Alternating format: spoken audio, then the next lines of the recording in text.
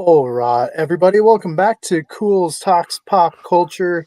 Today we're going to talk one movie, maybe two. We'll talk the first movie as well as some comic books and probably the TV show, since that's what the comic book we chose was based. Well, we'll get into it. It's a long story, but joining here is Alex. We got Nick and we got Grayson. How are you guys doing today?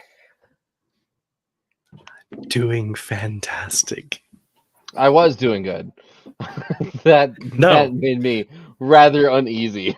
Superman does good. You're doing well. Stop it. Just stop. Oh my god. Yes. I was doing okay, fine. I was doing well. Oh my god.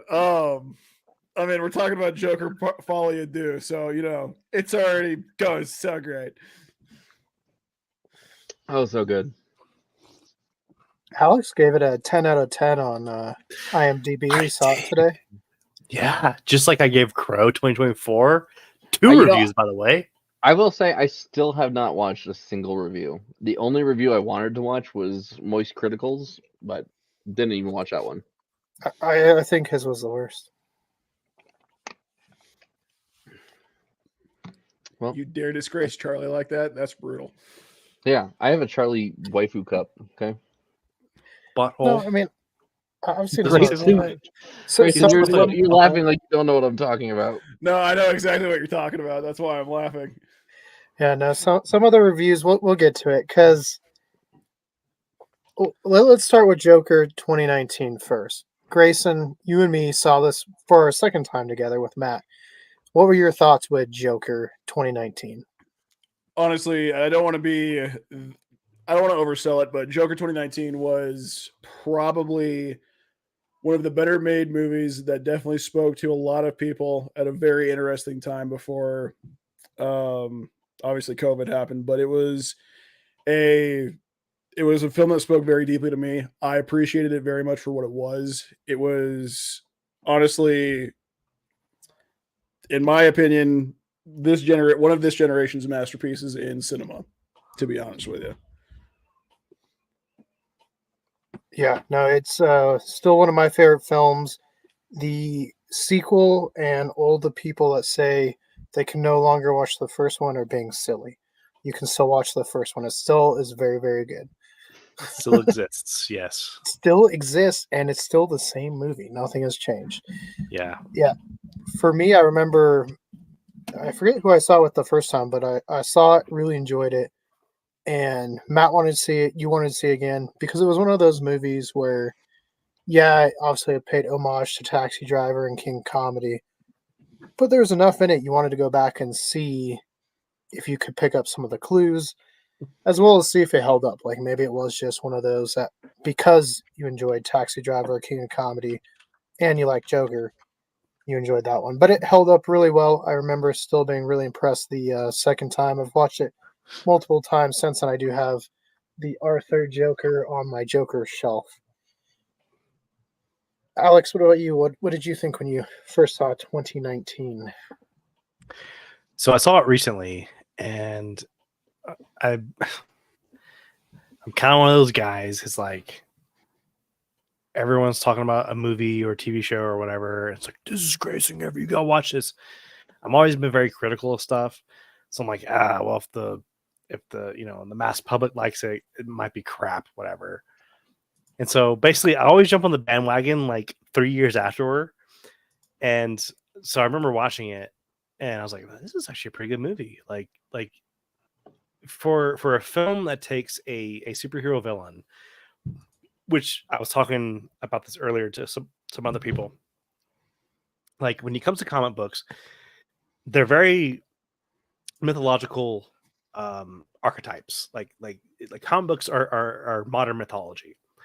So they're taking this character and they're making it more modern, making it human, more real, grounded.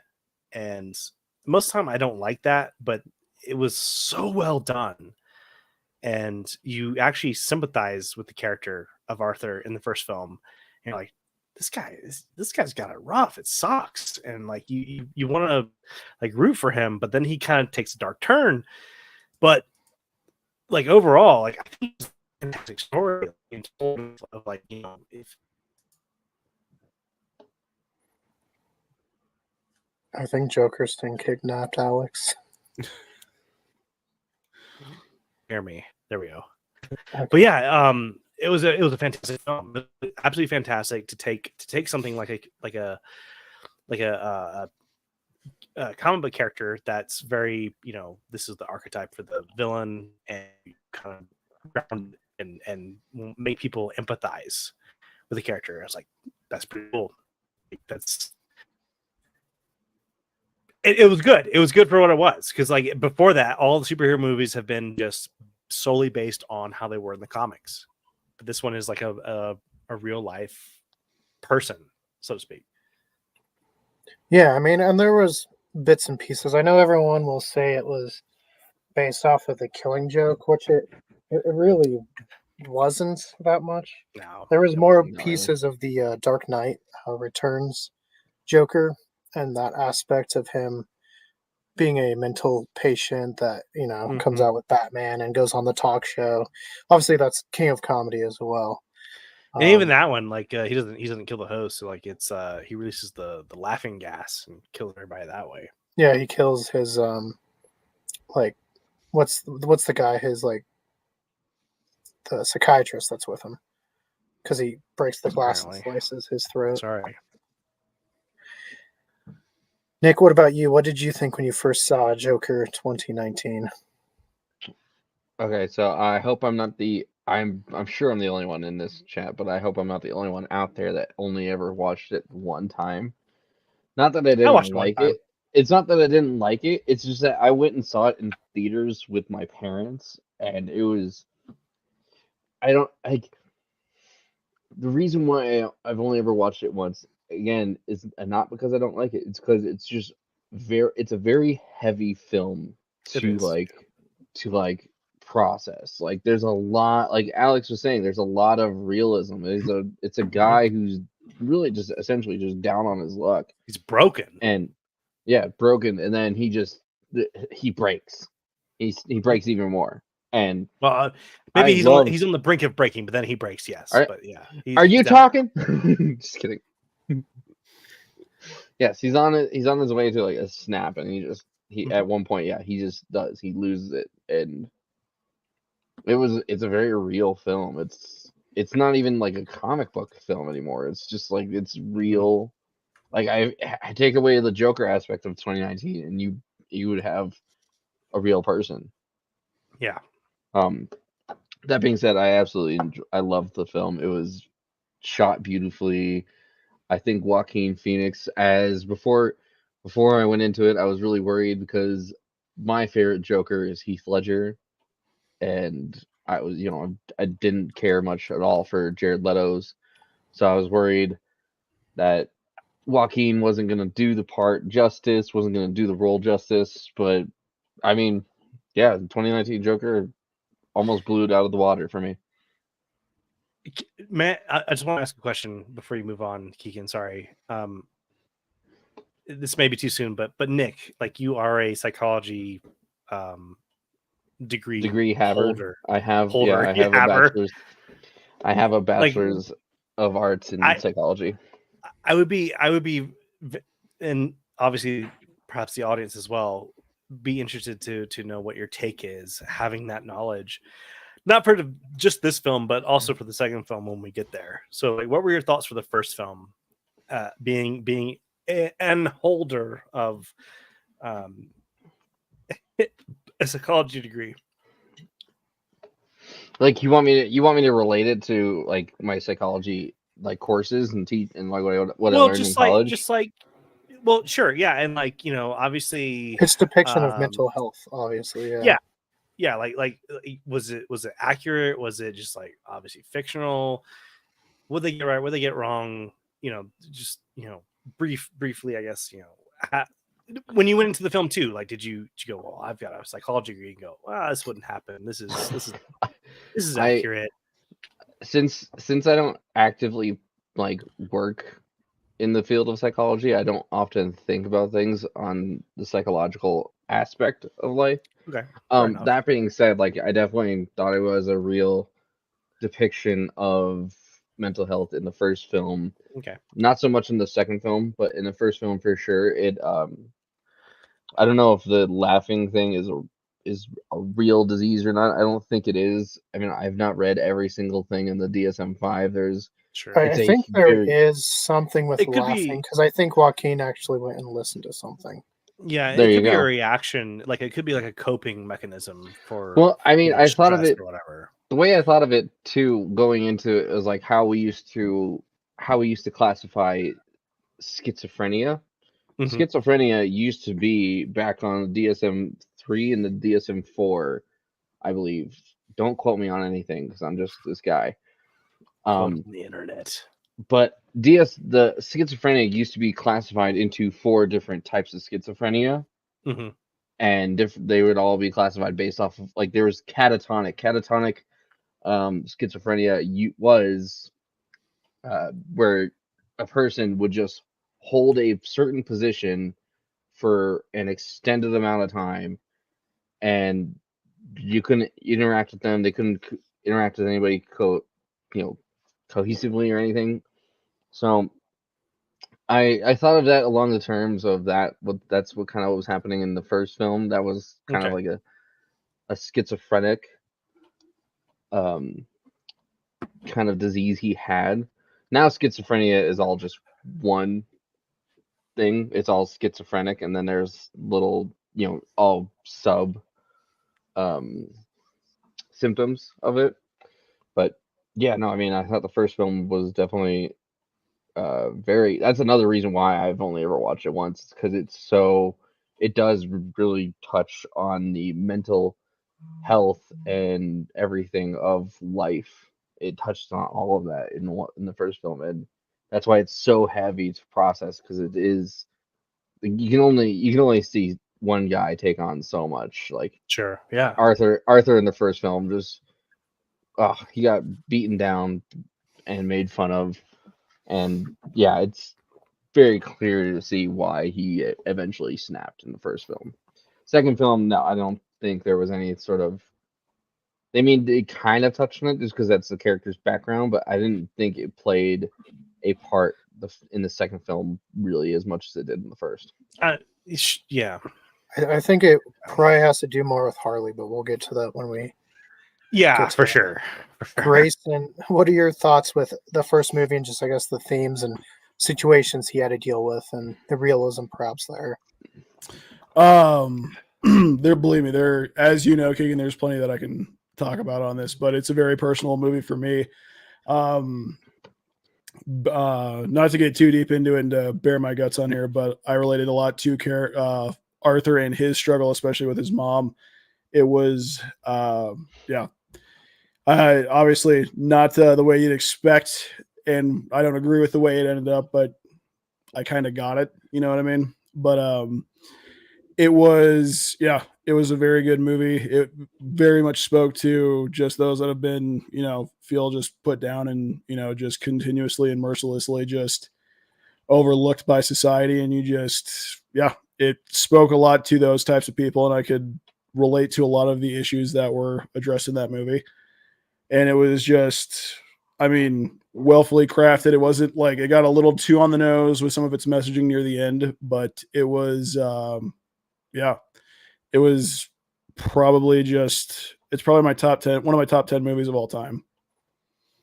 And to see if it is in his top 10 when we do our top 20 films, you can find out. Just a little plug. little foreshadowing. Little shameless self-plug there. Nice. We got to. Yeah, no, and then, so when this film came out, it got quite a bit of praise. Obviously, Joaquin won the award. But there was a lot of people upset with it, and a lot of people said bad things were going to happen. Obviously, bad things didn't happen, luckily. Oh, yeah, that's right. I remember that. Yeah, they said, actually, don't go watch it. Actually, there were bad things that happened because of that film. I met Alex here. That was You he's met me confided. after that film. No, that's what I'm saying. He confided in me after he had known me for a little bit. He said, "Joker 2019 made me want to move to Colorado so I could meet you and eventually attack you." So he hasn't attacked me yet, but you see these faces he keeps making. It's gonna only happen. a matter of time. But And also, he's I will going to be say, very excited when that happens. no, I'll say comic fans were also unhappy with some of the choices that were made in the 2019 film. Well, according You can never to please Todd comic Phillips fans. himself, the Joker's not really the Joker. But maybe we'll touch on that later. Oh, we'll touch upon that later because he said that before the first film even came out. No, he did. Yeah, he did. Yeah, which makes sense because we'll get into it. But by the time 8-year-old Bruce, DC can't make a good post. Hey, cinematic universe. Good post on Facebook here, Alex. Joker fully a do, more like Joker fully a don't. Yeah, that was gonna be my punchline at the end of this. Thanks. Oh, I'm sorry. Maybe don't post about it before you go and on the I didn't know you were gonna podcast. check it. I didn't know you were gonna check it. So, Grayson, how did you enjoy, Arthur's relationship with the Waynes in the 2019 one? I think it was, well done. I think it did depict somebody who is crazy and has this belief about himself to be more than he was. And I mean, he wanted to believe that he still had I always kind of interpret that as he wanted to believe that he still had some semblance of a connection to this world that was outside of his mom. He wanted to have he really wanted to try to be as normal as possible because he wanted to have that, claim to some sort of meaning in this world. And then, obviously by the end of it, when he throws away the letter and the pictures, kind of hint to the possible connection, shows that it doesn't really matter to him anymore. And he took back his own life to mean something more to him, was really symbolic and really obviously a huge part of the first movie. Yeah, and I know some fans were mad because they took it as a literal, he was like Batman's brother or something. Yeah. Which I didn't. I took it that's just a story his mom told him to make him feel better. Well, yeah, and it was corroborated by Thomas Wayne in the bathroom. He's like, no. If anything, Arthur in 2019 was the Dave Grohl baby of that DC world. And I just kind of want to say something. I don't want to get too cool, but 3/4 of this panel knows someone who's kind of like this, and I'm just kind of putting out there, just addressing it. I'm not trying to make fun of him, but I think you might know where I'm going with this, Keegan. Yeah, but, I might have to mute you. I don't know what's going on. No, but I don't know if he'll ever see this. I don't know if he'll ever see this, but our friend, our local friend Ross. Names. Sorry, I just named him. He probably won't. Oh my god, you idiot! But he got muted. Am I muted? Yeah, you got muted there for a second. Okay. Well, no. It was a warning. Okay, let's just say be good boy.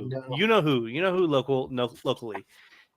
And it's kind of weird because there's a lot of behavior that this local real person that we know exhibits that's very similar to Arthur Fleck. And granted, none of us have officially diagnosed him, but obviously I think there's some issue going on, and he's very similar to that. May I real quick? No, I just want to point this out. You may not. Want to point this out because you've touched on my psychology background. Sure. At the time I graduated college, and by the time I was taking counseling classes outside of college. Sure. You cannot. Nobody on this panel can legally diagnos him. I'm not legally diagnosing him with anything. No, but you said you just got done saying that none of us have diagnosed him. Legally, we can't because we're not operating. Okay. All right. Internet. No one has legally diagnosed him. I'm drawing parallels. I'm comparing fictional character to a real I'm just character. saying you have to have. I'm diagnosing him. You have to have an actual license in order to. Grayson is diagnosing him for the record. No. I'll take the heat for that. No, I'm just saying like from an actual. This is why Joker was such a really pivotal film, and touched a lot of people because it's like it was so real, and it's not taking the whole villain archetype. It's a real person who had real problems, who had real abuse, who just was being broken down, and then they just did something, not condoning it, but obviously because they felt powerless, they had to do what they had to do. And I'm just saying like we know someone who's like that, and That you're saying just because he also says stories that aren't right, true. Yeah, exactly. And obviously, like when this person goes out, and I'm not saying he shouldn't be able to go out in public, because he should, because he wants to feel like he has a life. But it is kind of difficult for him because his sort of view of reality is not what actually is happening. So It's different from ours. exactly, and A little Delulu, if you will. a little Delulu, yes. So basically, if this person ever becomes a comedian, we should watch out. Well, I'm kind of watching out now because I don't know what's going to happen. all right. Well, before we get into Let's move on. Let's move on. We don't need to Segue. talk about this real Sorry, person I anymore. was just kind of applying fiction to all reality. We all wish. Okay. Wait, guys, hold on real quick. And we all wish this real person the best. That's all. exactly.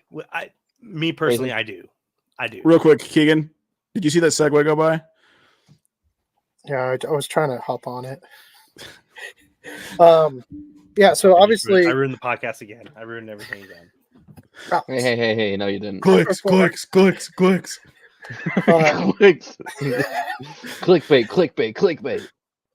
yeah, this is where all the YouTube shorts Alex come talks about what? Question mark.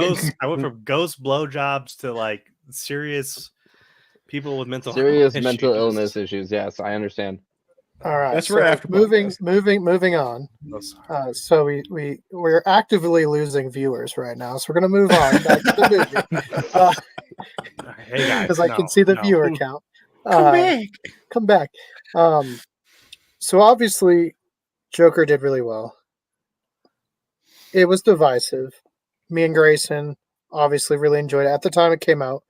I remember some people are like, "Why would you go see that?" Blah blah blah. It's bad, whatever. But we enjoyed it.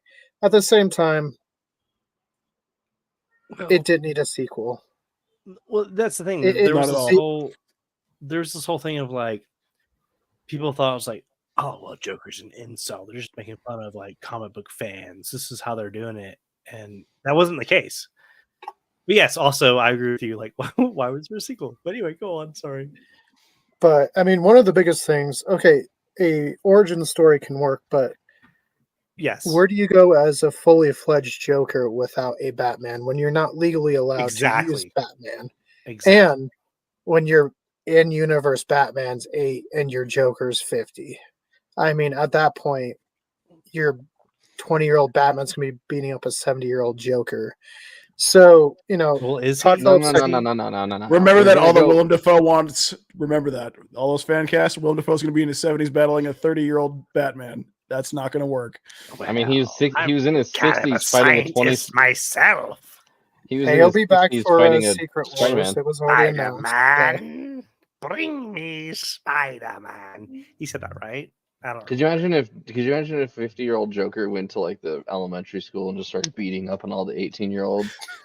Like I'd like to check out Bruce Wayne. With a Bruce, I know you're about to become Batman. execute but I order wanna execute order punch him in the face. 67. What's the reason for your checkout today? Oh, he has a doctor's appointment.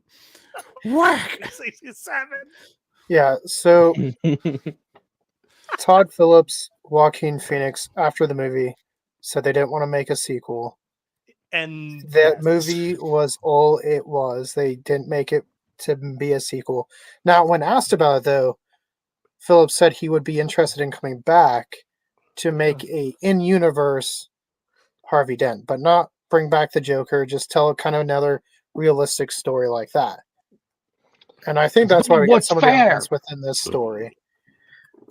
So that's kind of where that was, and I was fine with it.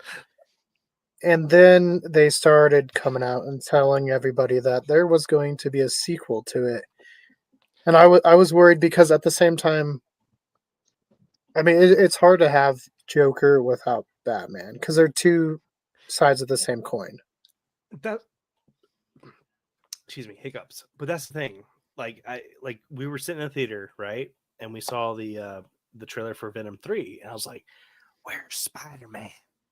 But like it's getting to this point where he's in this one, so spoiler alert. maybe. But the point Peter I'm trying to make Parker is like the point I'm trying to make is like there's all these films about a superhero's villain without the superhero in it, and like I can take an origin story, fine, leads up to whatever, but it's just like, hey, let's watch Kraven the Hunter do some shit and Venom have 3 movies or whatever.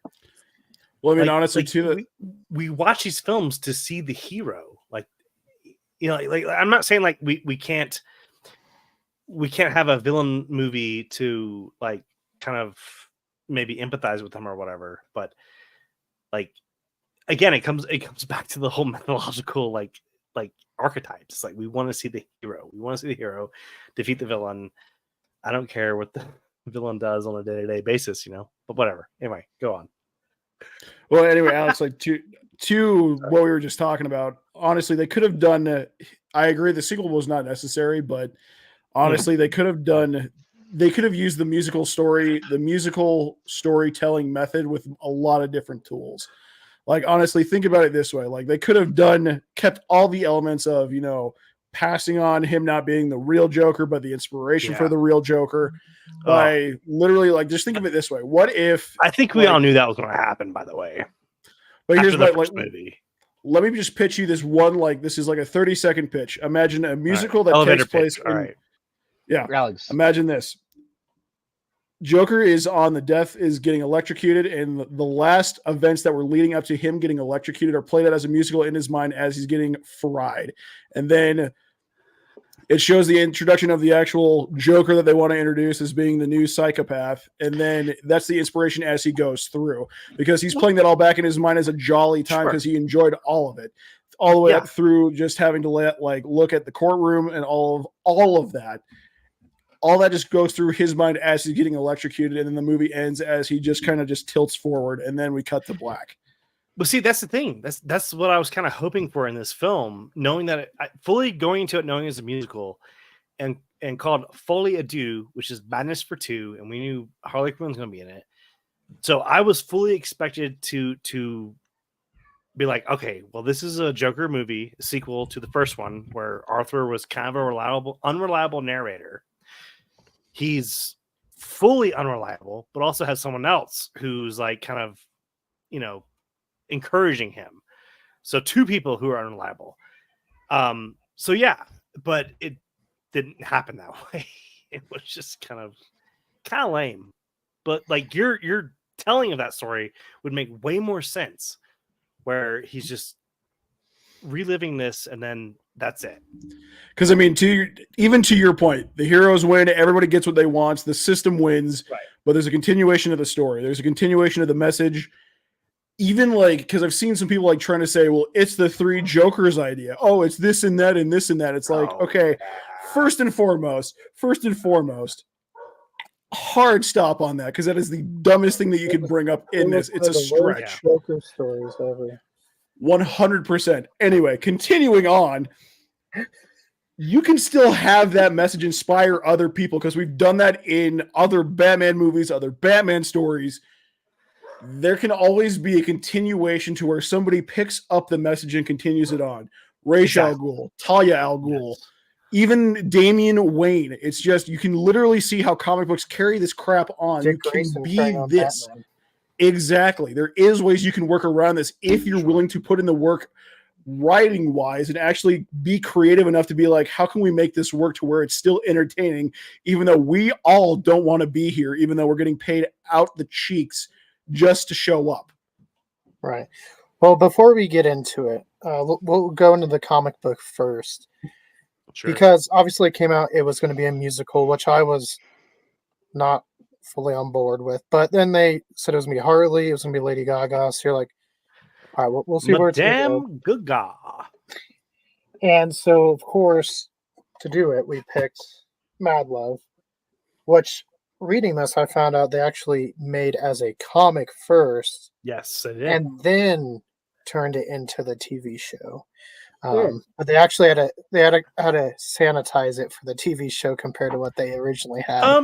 Not too much, but my big That's takeaway. not what he says in his panel. He says the whole scene with Harley at the beginning is completely where she's wearing her little lingerie. She's like, "Oh, Mr. J." Oh, she's like fucking hot. Sorry, can I swear on? Sorry, flipping hot. Sorry. Bleep that out later. I'm not live. No, We are live. We've been live for almost 31 minutes. That's the joke. No, I mean, yeah. There's visually there's a lot of things they had to tone down. But I will say, like, Bruce Timm's artistic view of Harley, fantastic. There's like one like whole page spread where like it's just like her butt. I'm like, oof, love it. Anyway. So, aside from visuals, there's really not much that's different to the TV episode. Well, aside from when they published what we read isn't the original; it's the cartoon. I realize that. What I'm saying is that when they create the graphic novel or the comic or whatever you want to call it, they use the visuals from the first and second seasons of Batman the Animated Series, but then they turn that story into a third season episode of when it became the new Batman Adventures, where everything got kind of revamped. And I remember that as a kid. Didn't like it. I didn't like why like Catwoman had like a pale face, like her chin was like pale. Joker looked weird. But yeah, I'm saying like the visuals in that comic are good. They don't. Season 3 Batman animated series, not so much. But no, still good storytelling. Still good, fantastic storytelling. So yeah. Grayson, what are your thoughts on the comic? Gonna be full frontal here. I did not have time to read the comic, and I can disclose that off podcast. But I can disclose why off podcast. But yeah, no, it's I did. I've seen like the cartoon in the past, but yeah, I was not able to read the comic, unfortunately. Well, Nick, what about you? I enjoyed the comic for sure. I loved the exploration into Harley Quinn's background as Harley Quinzel. Harleen Quinzel. Harleen Quinzel, yeah. Change that. But yeah, it was nice seeing that. I definitely felt nostalgic reading it because it definitely has the Batman animated series like look to it, and I remember loving that, watching Saturday morning cartoons or even catching it randomly throughout the week as a kid. Yeah, I mean, and then also I thought it was funny that you get to see a different side of Joker than normal. Joker normally is just this chaotic, evil person, but you see him kind of like get frustrated. Like, well, he's like, none of my plans are working. So I enjoyed that aspect of it too. It's like, no, that's a good point because he wants to kill Batman, but it has to. And even no, to your point, Harley's like, why don't you just shoot him? He's like, no, I can't do that. It's got to be like a theatrical thing. It's got to be this whole sort of like, big deal. And it was just funny because like, you watch all these films probably like, prior to like, 1980 where these villains are so over the top. They're like, I'm going to kill the hero. And it's like, why are you monologuing? Just shoot him in the face. Austin Powers like subverts this trope. It's like, why not just shoot him? Why don't you shoot him? It's like, Scott. No, Scott. No, Scott. Shut. No. Zip it, Scott. It's the There's same no thing. laser beams. attached to their freaking heads. I want some sharks with freaking laser beams on their heads. It's the same thing. Like the villain always has to do this over the top thing. You're like, really? Just shoot him. Just shoot him. But Joker's like, no, I have to go out. It has to be poetic. It has to be, this big thing. Well, and going off that too, I love the fact that even though Harley Quinn was able to execute Joker's plan of the death of 1,000 smiles or whatever, even then Joker comes in. He's like, no, it has to be me. Exactly. So speaking of which, since this, sorry, Alex, go ahead. No, you go on. I was just gonna say, I got another 30-second pitch for you, just to see if this would make the movie better, especially since Mad Love sounds like it was an inspiration for this, and it sounds like it's a more Harley Quinn centralized story. Mm-hmm. Another 30-second pitch. Imagine if the story would have been, instead of focusing on the Joker again, but focusing on Harley, like let's say it's 6 months into the trial, and she's still analyzing Joker, and she starts falling in love with this guy just deeply, and then she starts romanticizing everything. They start producing original sounding music, and they start doing all of this, and they start making actual sing-alongs and all that kind of stuff in her head, and then it leads up to his death, and then now she's carrying on the message of that Joker into whatever else, or she tries to keep the idea of Joker alive as the movie ends. I mean, that's very plausible, honestly. I mean, it makes a lot more sense in this movie. We're not talking about the movie quite yet, but yeah, I agree with you. Sorry. I keep forgetting that we're not even there yet. I was distracted by Richard Yu's comment. It's like, yeah, how do I respond to that? Richard Yu, which did you hear was the poopies? Did you hear it was the movie or the comic? Which movie made the most bears for you? So just getting away from that. Arkham Origins did the whole kind of Harley Quinn origin story with the psychiatrist, and I thought it worked well.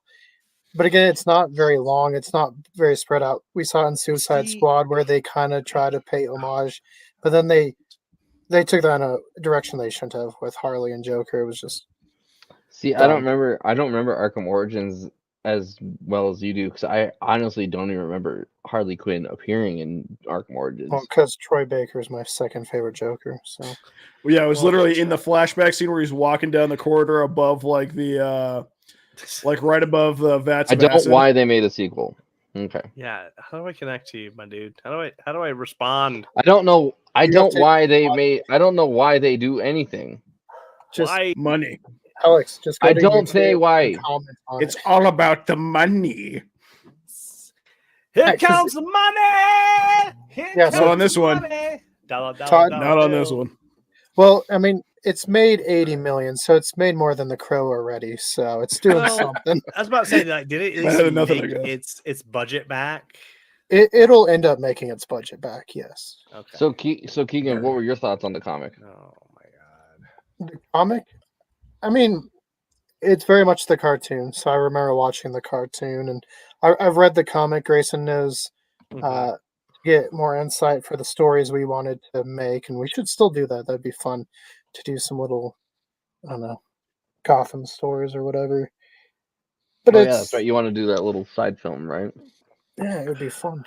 Grayson's I'm read a Bane story. I would love to help. I would love to help. That's still happening. I got a script ready for you, dude.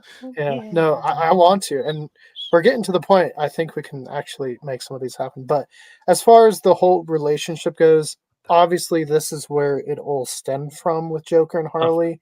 Yeah, and where Joker, it shows Joker in the light that he is the genius and he knows how to play everyone and tell them what he wants, and that's something I like about. I mean, Joker's my favorite comic book character. Right, and there's the Joker Ghost Stories, which came out, I think, of New 52, which was awful to run, but at least the Ghost Stories were interesting because Joker was something different for everybody. He told them all different stories, and at the end of it, he was just a ghost. Like he was talking to Maureen, and then he just disappears.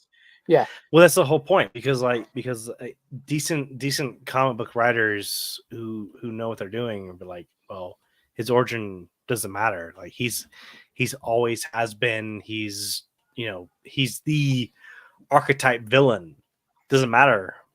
Yeah, because in the Ghost stories, there's one story where he's like the Pell Man, and he's been around longer than Gotham's been around.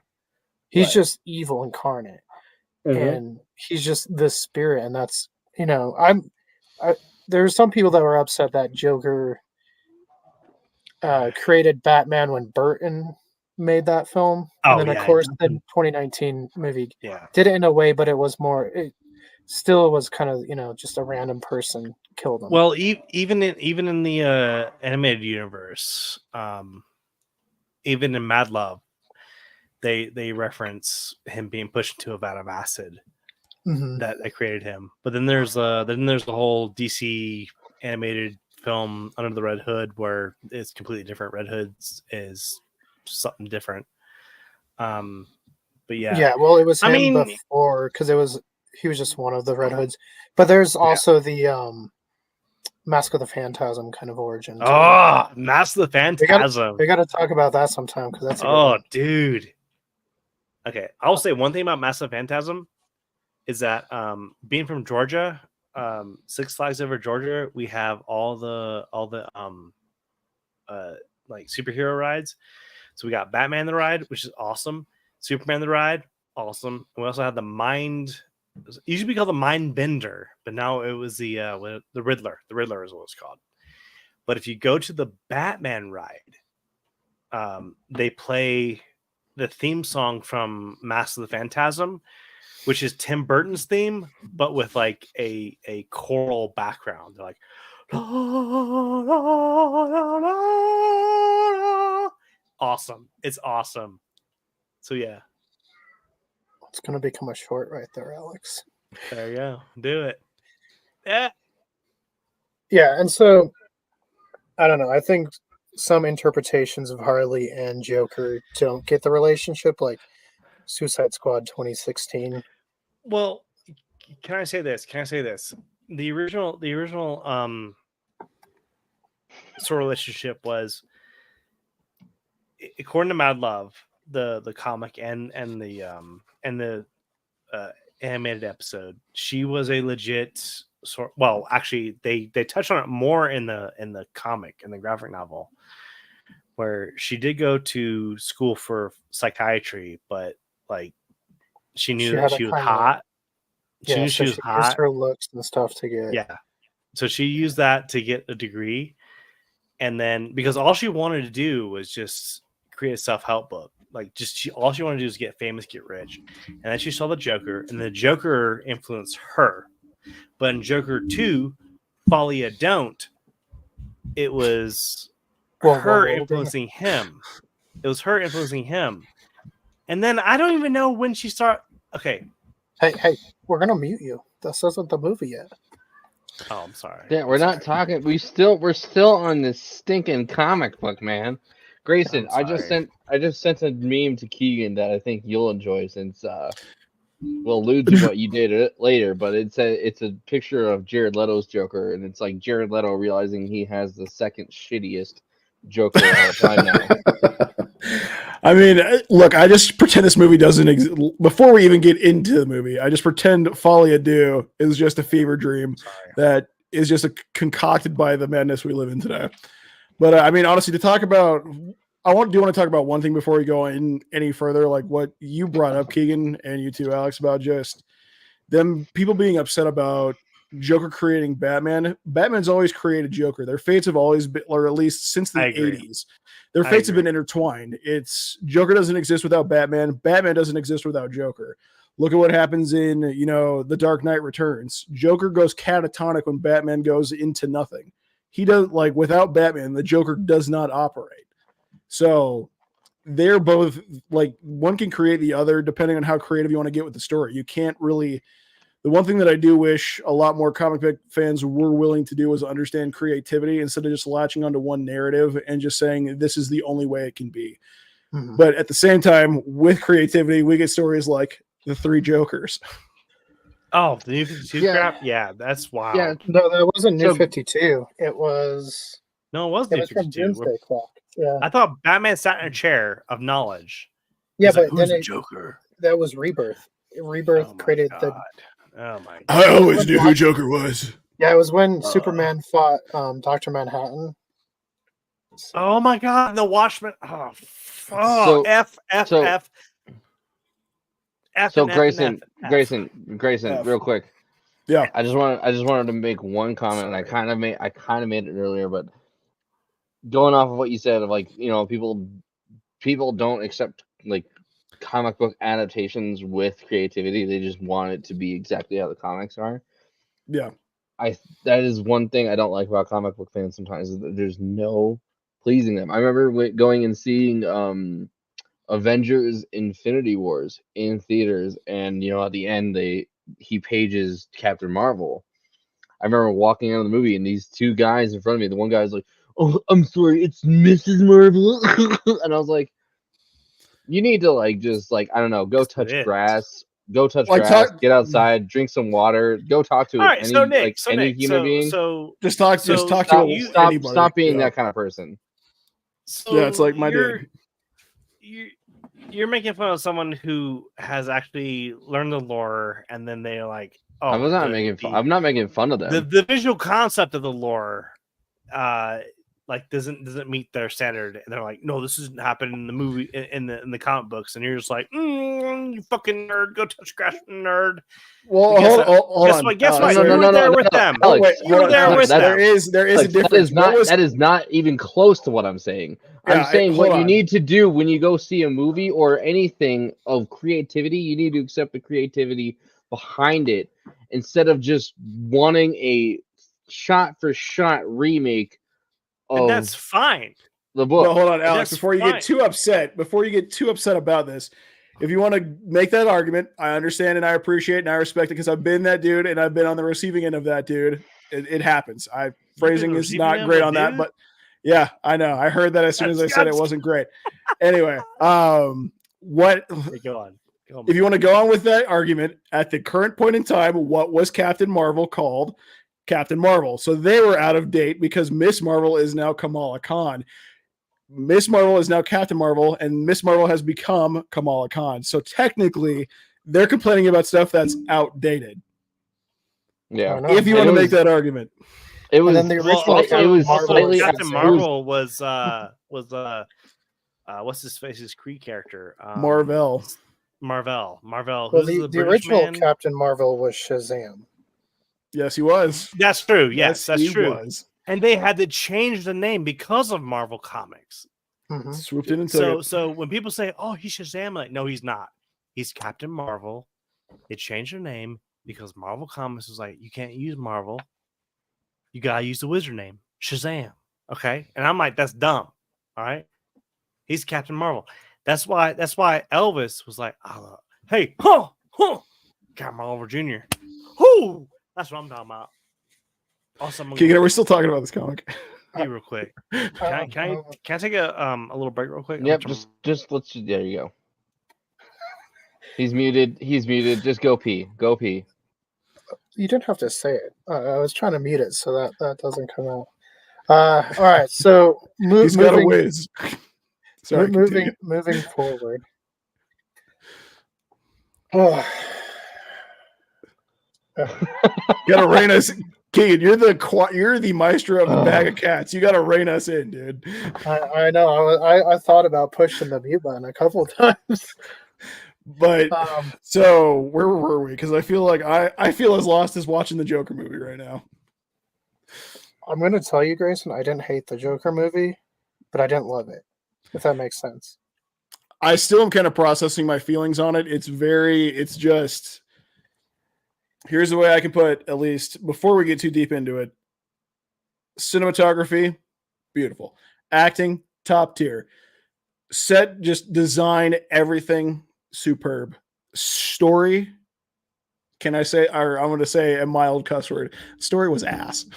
Story was double cheeked up on a Tuesday afternoon. Cheeks. Horrific, in my opinion.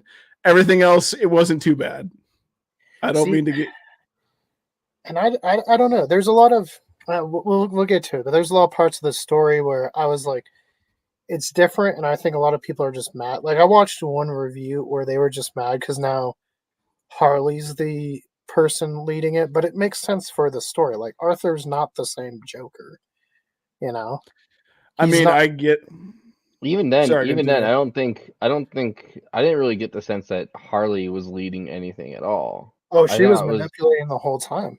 She even no, I understand. I understand. We'll get because there's two scenes that she flat out lies when she knows he's about to leave, and maybe I understand that because of things I've been through. Sorry, I don't mean to May- laugh. Maybe that's why. Like Grayson's like And interaction. look, I've been there. But now the second one. uh, but yeah, so we'll get to the movie now. As we know, well, I guess what do you rate the comic, Alex? I mean, the comic makes sense. Well, What being do based you on rate the- it? What do you rate it? Can I swear on this? No. Fudge you, Nick. I rate the comic purely based off the animated series because I love the animated series. 10 out of 10. 10 out of 10. Nick, what about you? How did you feel about the comic rating wise? I viewed the comic as an 8 out of 10. I would have loved to have seen a little bit more. I've loved to have seen a little bit more exploration of the characters, but no, it's a really good story. I enjoyed it. Yeah, if you guys want to know my ratings, shameless plug, I'll just do a review on it at some point. You'll see it on the channel. So there you go. But getting to the movie, obviously we know Phillips was okay coming back to the world, but wanted to do Harvey Dent, which I think is why we got what we got as far as the court drama. Makes sense. Joaquin is notable for not doing sequels, though he wanted to do musical in the first movie, but then changed his mind. So that's where the musical came from, the first one, not just something random that popped up for this one. Do you think if the first film was a musical, would it have done as well as it did? Or No. it was just Not even close. Okay. I think you would drop that from like an 8.5, 9 to like a 7. Sure. I would have put the first one below. If it was the first one was a musical, I would have put it below Crow 2024. No. Depending on how the musical was executed, it would have definitely knocked that out of top 10 movies for me. That would have been, that would Well, have been not good. It has to make sense. We know the animated Killing Joke, DC animated universe one they did that was terrible. Put in a song for no reason, just to have the song, and it was bad. So there's always got to be a reasoning. So that brings us here. Obviously, then Lady Gaga became Harley Quinn, which then people are mad because they wanted Margot Robbie to still be Harley Quinn, which I think they said she's going to come back, right, Grayson? At some point, because obviously why am I forgetting his name right now? What's the dude that's running DC right now? James Gunn. James Gunn. That's right. I was going to say Sean Gunn, but that's his brother. Yeah, James Gunn. He's running the show. His Suicide Squad was successful. I think obviously if she's willing to come back, that's probably going to happen. I know that like she's taking a hiatus for some reason right now, but at some point I'm sure she'll be back. Yeah, and so people were already mad there. So there was already, I don't know. It was fighting a losing battle from the start. Yeah. And plus, like I said, I don't know where to go without being able to tell Batman. Because what's a fully fledged Joker and Harley going to do running around the city without anyone to stop them? You know? Exactly. That's what I said Sing. earlier. Yeah, and so that's where, again, I don't think it needed to be made. I don't hate it, but I should probably see it more because I'm not in love with it. It's definitely not as good as the first one by any means. But let's get into it. It starts with a animated short, which is something that Warner Brothers used to do. This was actually something they did a lot with their films. They'd have a, Looney Tunes thing play. little short before the film, and it both tells the story of the first one while also spoiling the entire second movie. I mean, that's what the short does. And I don't know if any of you got that, but the short just like flat out just tells you what's going to happen in the second movie. 100%. Yeah. I kind of want to go first on this. Sorry, Alex, go ahead. I was gonna say just from an animation standpoint, very good. It looks like they kind of animated it classically. It didn't look like it was Flash. If it was Flash, good on them. But I remember when Joker stepped out of the car, his walk cycle was like very crisp. It was very golden age Warner Brothers. So good on them. But yeah. Yes, just technically wise. And I was gonna say, like, I think that's the best part of the film was like watching the cartoon beforehand, because that's what Warner Brothers used to do. Great. So with that cartoon, I honestly felt like it was kind of like the Murray Franklin speech, a little bit too much on the nose, and it felt like they were trying to over explain to get like some people that would pay attention to that cartoon to basically be like, so this is what the movie's going to be about, instead of letting the movie explain itself. They put that in there just as like a precaution to be like, so this is what it's about, make sure you pay attention to this. And I felt like that was a little bit much of an over explanation. Like, that point, it didn't need to be in there. To that point, like I said this before when talking about this movie to other people, it's like there was nothing visually to kind of explain, all right, what is real, what is Arthur's delusions, aside from the obvious like variety show, whatever. So like we don't know like vision, obviously, like for example, when he's in the room with all the prison guards and everyone's there and they're watching TV and they're like, yeah, we're gonna Arthur Fletch, he's going to get the death penalty, and they're like, hey, what do you think about that? And he immediately goes into a song. And then he's singing his song in his head that we find out later. And the guy's like, yo, Arthur, what do you think? And it immediately cuts back to him just like still staring at the TV. It's like, okay, well, he obviously was imagining that. So it's like, okay, well, we're still trying to figure out real reality versus what he's thinking.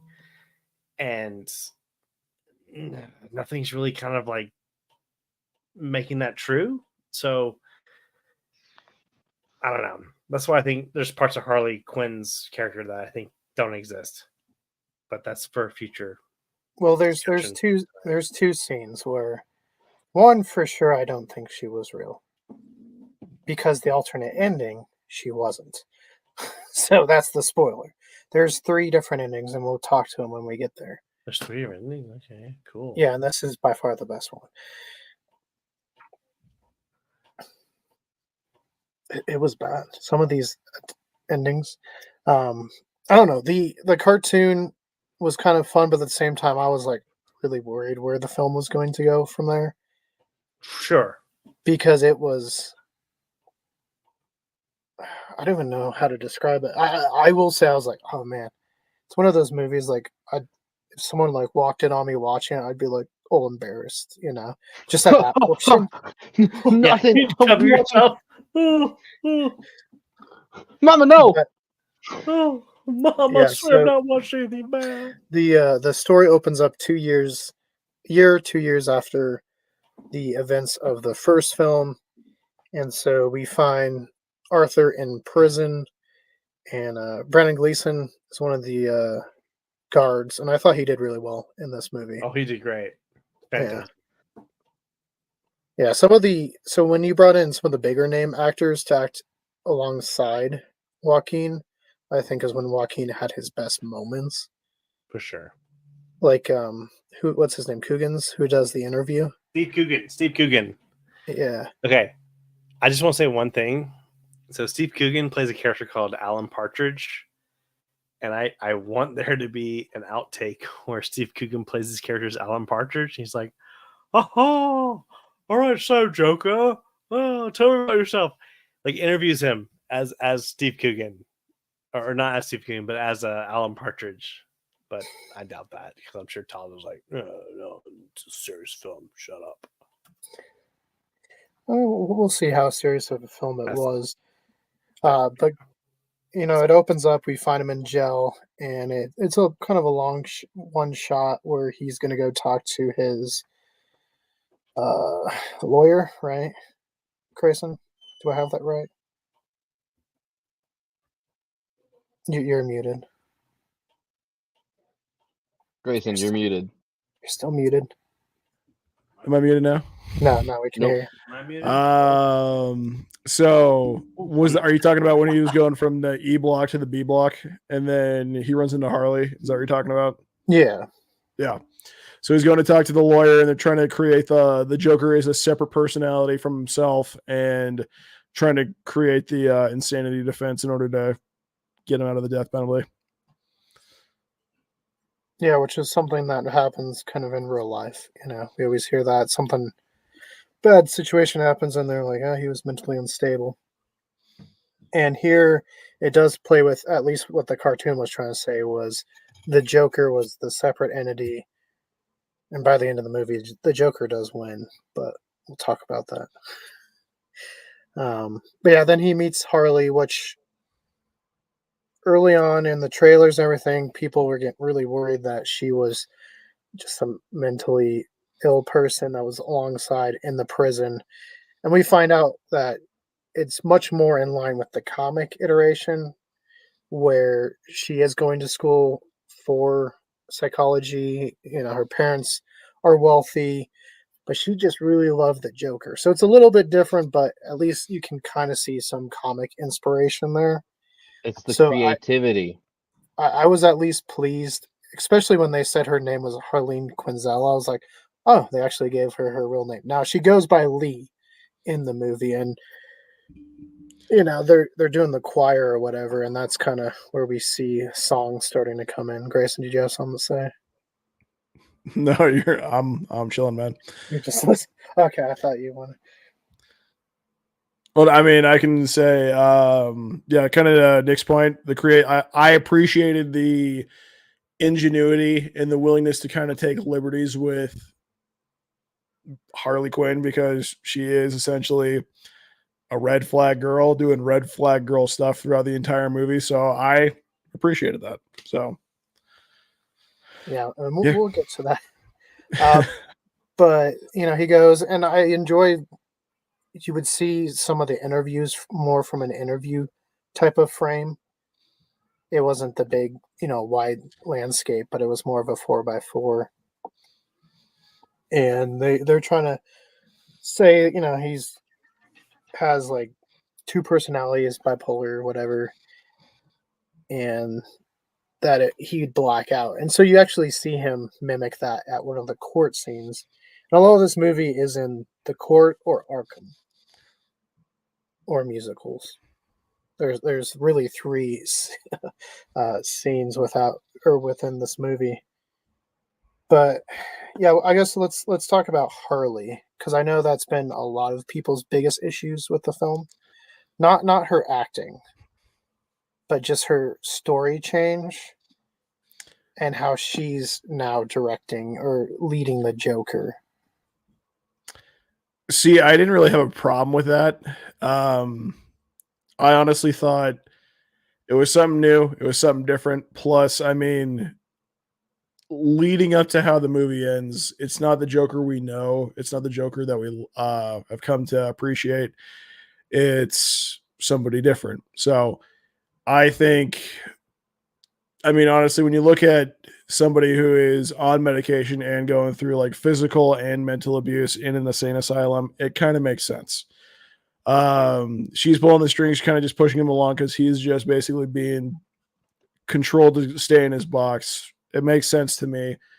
I think it's kind of honestly, it's the point where I walked out is where everything kind of shifted towards the end, and it just kind of felt rushed to just wrap up the story is when I feel a lot of what was going at least moderately well with her character kind of just flipped on its head, and I'm like, this is really how we're going to end it. Caused me to be less interested in seeing how the movie was going to end. Which part are you referring to exactly? When the last monologue he gives facing the jury, and she gets up and walks out. Um, He says, I'm not Joker anymore. It's just me. Yeah. See, I didn't mind that. Well, I'll explain my reasons when we get there. But sorry. Okay. Well, see that's hey. Luckily, we can have different opinions and we don't hate each other, because that's how it's supposed to work. What? Wait, Grayson, that's a weird thing. What? So- We can have different opinions. Yeah, Nick, what did you think of Harley's character in this one? I mean, going off of the point Grayson made just there, just because it's most relevant right now. I actually feel that falls in line more with Harley Quinn's character. She's more obsessed with the Joker, and since we knew going into this film this wasn't the real Joker, quote unquote, it makes sense why she would kind of leave him behind in that aspect of things. But overall, I mean, I I think Grayson nailed it on the dot more. I think I would have rather have seen a movie where the musical part of it was all the delusions in his head as he's about to be executed or electrocuted or something like that. I think that would have played out a lot better. I don't know. This film, it wasn't the best film for sure. As we saw, because we were what, 3 out of 11 people in the theater total. Like there was 6 people in front of us and 2 people 4 or 5 rows in front of them, and then us 3 in the back. I kind of wish I would have had a Mike's Hard just to make it easier for me, but I also, yeah, I mean, yeah, this film wasn't. No, I don't think this film was as much as a Joker film as the first one was. It wasn't a terrible film at all. I don't know if I'll ever go back and watch it again. I might watch it a second time just to see if I feel any differently the second time I watch it, but I'm glad we went to a matinee showing. You were talking about this was a Joker film. Some of the reviews I watched were people that didn't like the first one because it was going to cause violence because the Joker's a bad guy. And then they said there's too much Joker in this one. See, I think more Harley if you're going off that aspect of things, I feel like the first Joker opened up talks for mental health and mental health awareness more so than anything, and there versus this one was just, yeah, like we saw earlier with the scene Alex described of, hey, what do you think of this? And then he's like singing about how lucky he is to be in love, but then cuts to him just being in front of the TV again because he's delusional and imagining it all. And he's which clearly, is something we saw in the first film. Yeah, well, clearly his break is still playing a role in this film.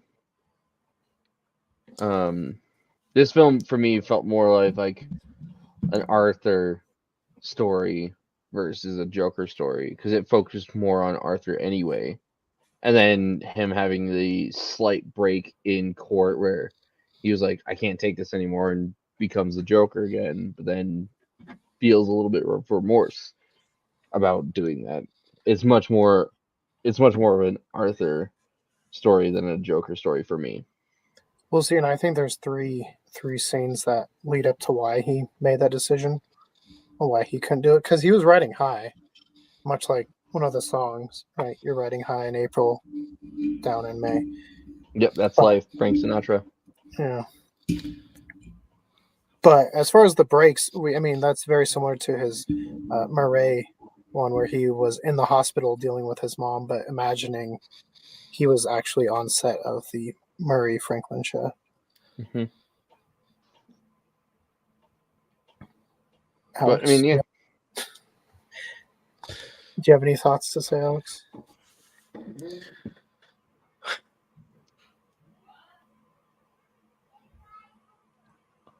All I'm going to say is I enjoyed the first film. Second film, that need to happen? And if it did, why was it 2 hours long? You could have told me the story in like 45 minutes. Well, because then you Because can't have like a feature film. I'm not opposed to Arthur Fleck's story not ending in the first film. It's like, okay, well, we last see him causing chaos. It's like, yeah, we need to see some consequences for that. I'm fine with seeing consequences, but it's like, yeah. But here's the thing. So we go from a man who is so broken that he becomes who he is. Second film is he's suffering those consequences. And he's even more broken, I guess.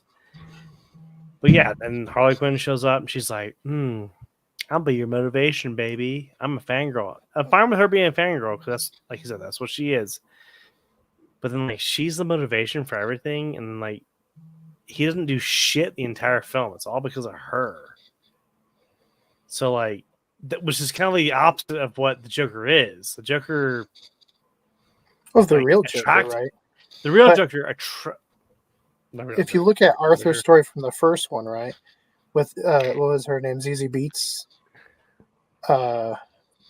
That was his motivation. Like, that would kind of kept him sane. Right. I don't know that. I don't know. The thing is, yeah, no, you're right, Keegan. The love interest from the first film is what his reasoning was for maintaining his sanity. Yeah. But then when he realized that wasn't a real love interest, then yeah, that's when that's when more breaks of his started happening.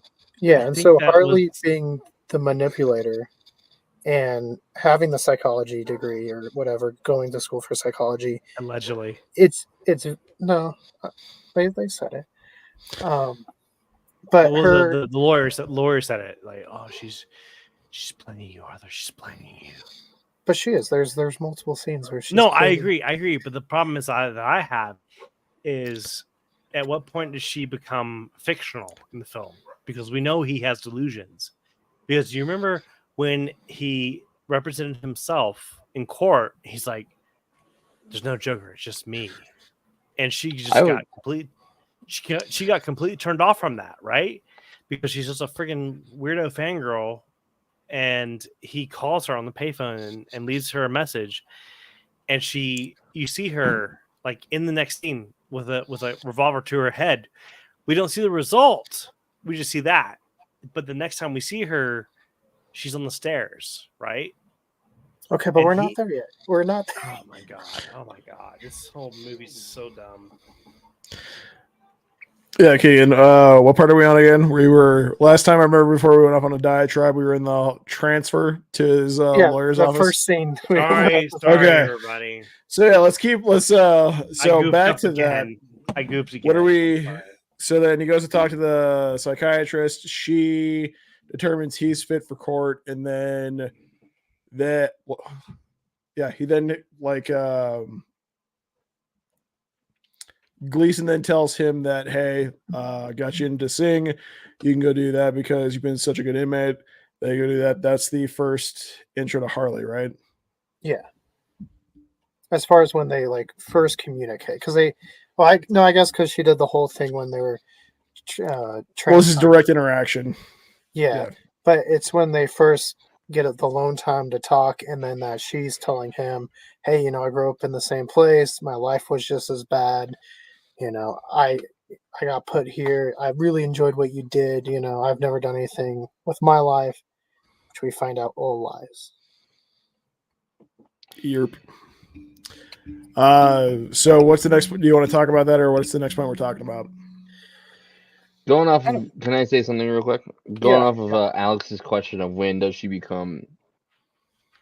Harley become, quote unquote fake or a figment of his imagination? I would argue he becomes a figment of his imagination during the breakout scene. Because we're still relatively there, right? Because she doesn't. The reason why I argue that is because she doesn't face any consequences for trying to help him escape. Well, because I would say that was the first scene where she's fake or a part of his No, imagination. I would She's say fake the no, rest of the because you film. see other people interacting with her. Yeah, true. Right, but going off of that, you also see him interacting with the love interest from the first movie in a loving way up until it's revealed. But you that don't it was see all in his anyone head. else interacting with her in those scenes. It's just him. Are we talking about the love interest from the first film or Yeah. Harley Quinn? Yeah. Well, because if I remember the first film correctly, there's no one else to interact with her in the first. Well, In the first exactly. film. So that's how. There's only one scene I'm sure she wasn't real. And what scene would that be for you? It's the end because that's what the director. The end when she sees him in the apartment, I was like, "Who are you?" That was Sees one him on of the the stairs. Yeah. Yeah, that was one of the 3 alternate endings, so that would make sense as far as why that'd be. She's even in the new film giving her testimony, saying she never doesn't know Arthur, but maybe her mom, because her mom was like, "Oh, your kid's so sweet, ooh wee, ooh wee." Yeah.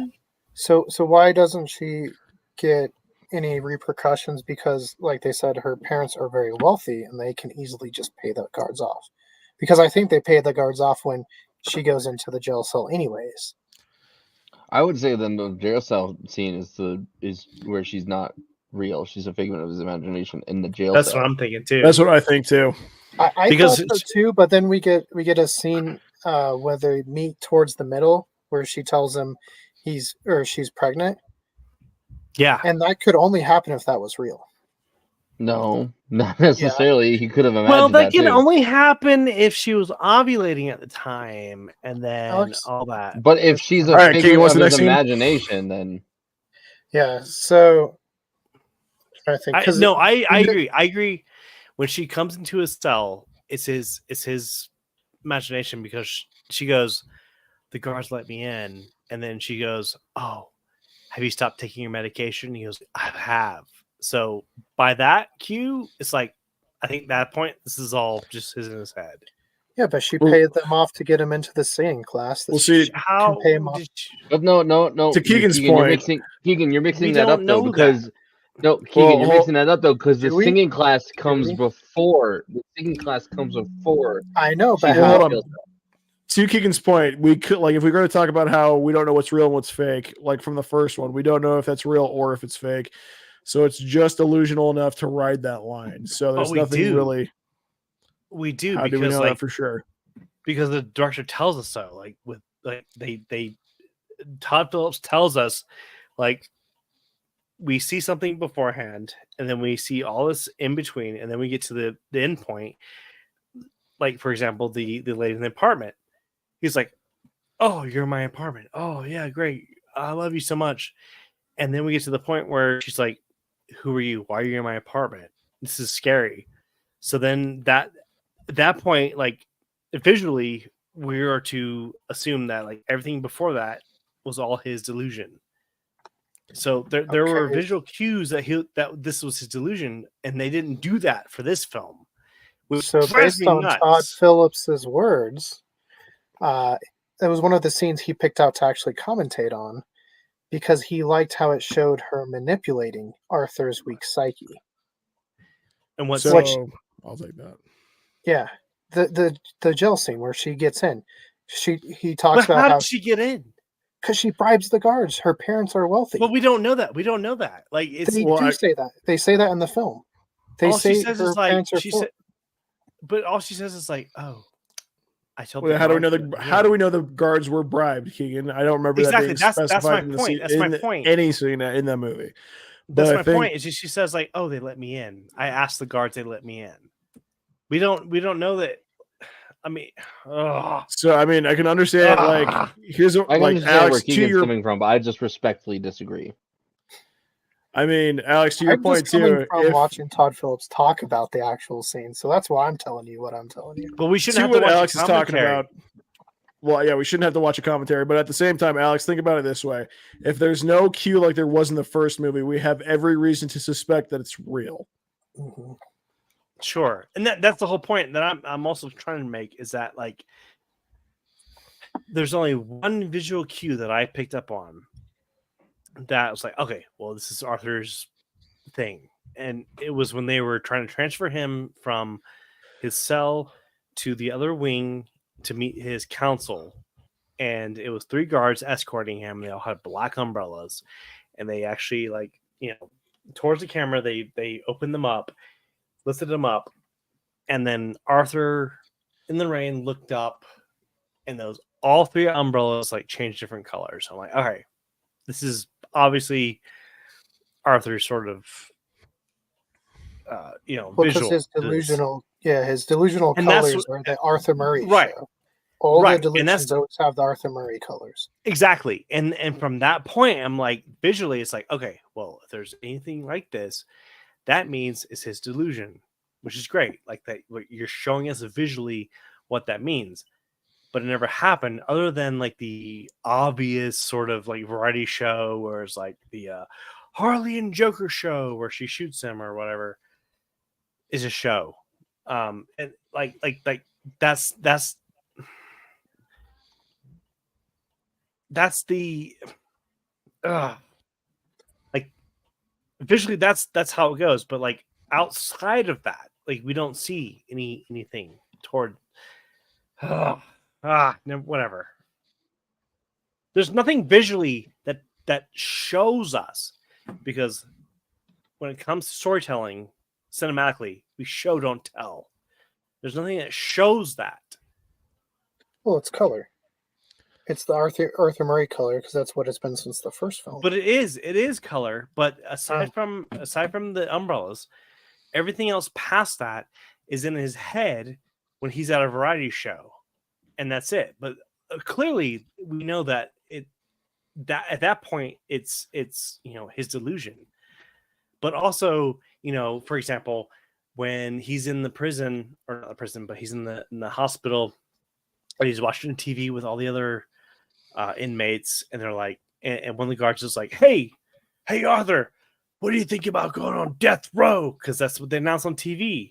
And he immediately goes into a song and starts singing about it. And it's interrupted by another inmate, his buddy, going, hey Arthur, what are you gonna say, Arthur? Come on. And that breaks us out of that to let us know that like the whole musical thing was his bit. So unless there's something that tells us what he's like delusional about or what he's believing, everything is real. Even Harley, because I'm gonna jump ahead. Sorry. May I jump ahead, Keegan? You're spinning on my video. I would just do it. Don't even worry about asking. So jumping permission. ahead, because the idea that this film tried to kind of push was that Joker was a separate personality, and he gets to the point after he represents himself in court, he's like, I'll do it. And so he comes as Joker, and he's like, there's no Joker, it's just me. And that turns Harley off, because she's just a weirdo fangirl. And he calls her from the payphone, and he sings to her. I can't remember what song it was. But it cuts to her with a revolver to her head. We don't see the outcome. We just see that. The next time we see her is him climbing up those stairs from the first film. And he goes, oh, it's you. It's you. I see you. And he talks to her. And he tries to explain himself. And she starts singing in response. And he's like, stop singing. Just talk to me.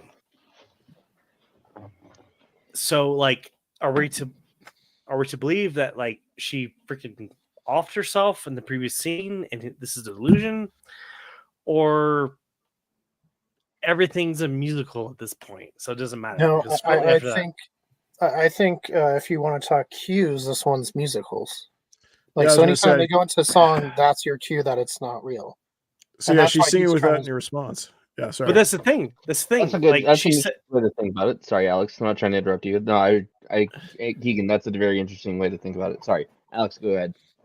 no, I was gonna say that's the thing, because he explicitly says, "Stop singing, just talk to me."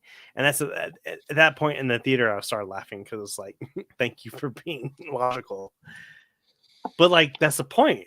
she sings to him. He doesn't want it. He's like, "Stop singing, just talk to me." And then she just stops singing and she walks up the stairs, and that's it. And then he gets See, when I arrested saw by the when I police saw again. when I saw that scene, all I could think of was what I imagine will be the comment from the "Everything Wrong With" video when "Stop singing, just talk to me." And it's like every audience member right now just wanting this movie to end. Sure. That Well, was it's my like- thought in the theater. Alex, to your point, I think as Keegan brought out too, it's like the musicals are the indicator in this movie, and I think that's just showing that Harley is a delusion. I think the real Harley did off herself, and that's just what he wants to see. Because think about where she's at. He walks up the stairs, lights turn on. She's sitting perched up near the top, and that's what he You wants don't to see. see her at the Somebody, beginning Sure. of the shot either. yeah. But You want to that's the see. thing, too. He wants to see her sitting there waiting for him because that's why he ran away. That's why he escaped. He sees her sitting right there waiting for him, and she says, But was she actually in his cell when he was in Yes. solitary? "I think that she was." Yeah. And she was like, "Oh, I just bribed the guard. I just asked the guards to come in here. Ooh, Yeah. come put your pee-pee in my hoo-ha. I'm pregnant now. Who?" Because that's what she said later. It was like, I really the 80s. I really cannot wait for Alex to have a pregnancy announcement and be like, "I put my pee-pee in her hoo-ha and now we have All baby." right. So moving on before we just get canceled off the internet tonight. We're pretty much there, buddy. Yeah, I mean we might get sorry, canceled. internet. How's Richard? You doing? Everyone's Should have left it alone. Everyone has left. Sorry. We had that scared we everybody had off. 30 viewers, and now we have 0. You scared everybody getting- off with your weirdo stuff. Okay, Alex. Oh my God, let Keegan speak, please. All right. So getting back, where are we? At the trial, I don't know. At the let's see. Let's go to the interview, because interview is based off of, obviously they've done that with real murderers, Ted Bundy, Charlie Manson, and so I can see, especially right now, there's a lot of documentaries or films coming out about Ollie's, and then people get really mad about it. Even though, like Grayson, I remember people got mad when the Ted Bundy movie came out with Zac Efron. Even though I thought he did a fine job in that.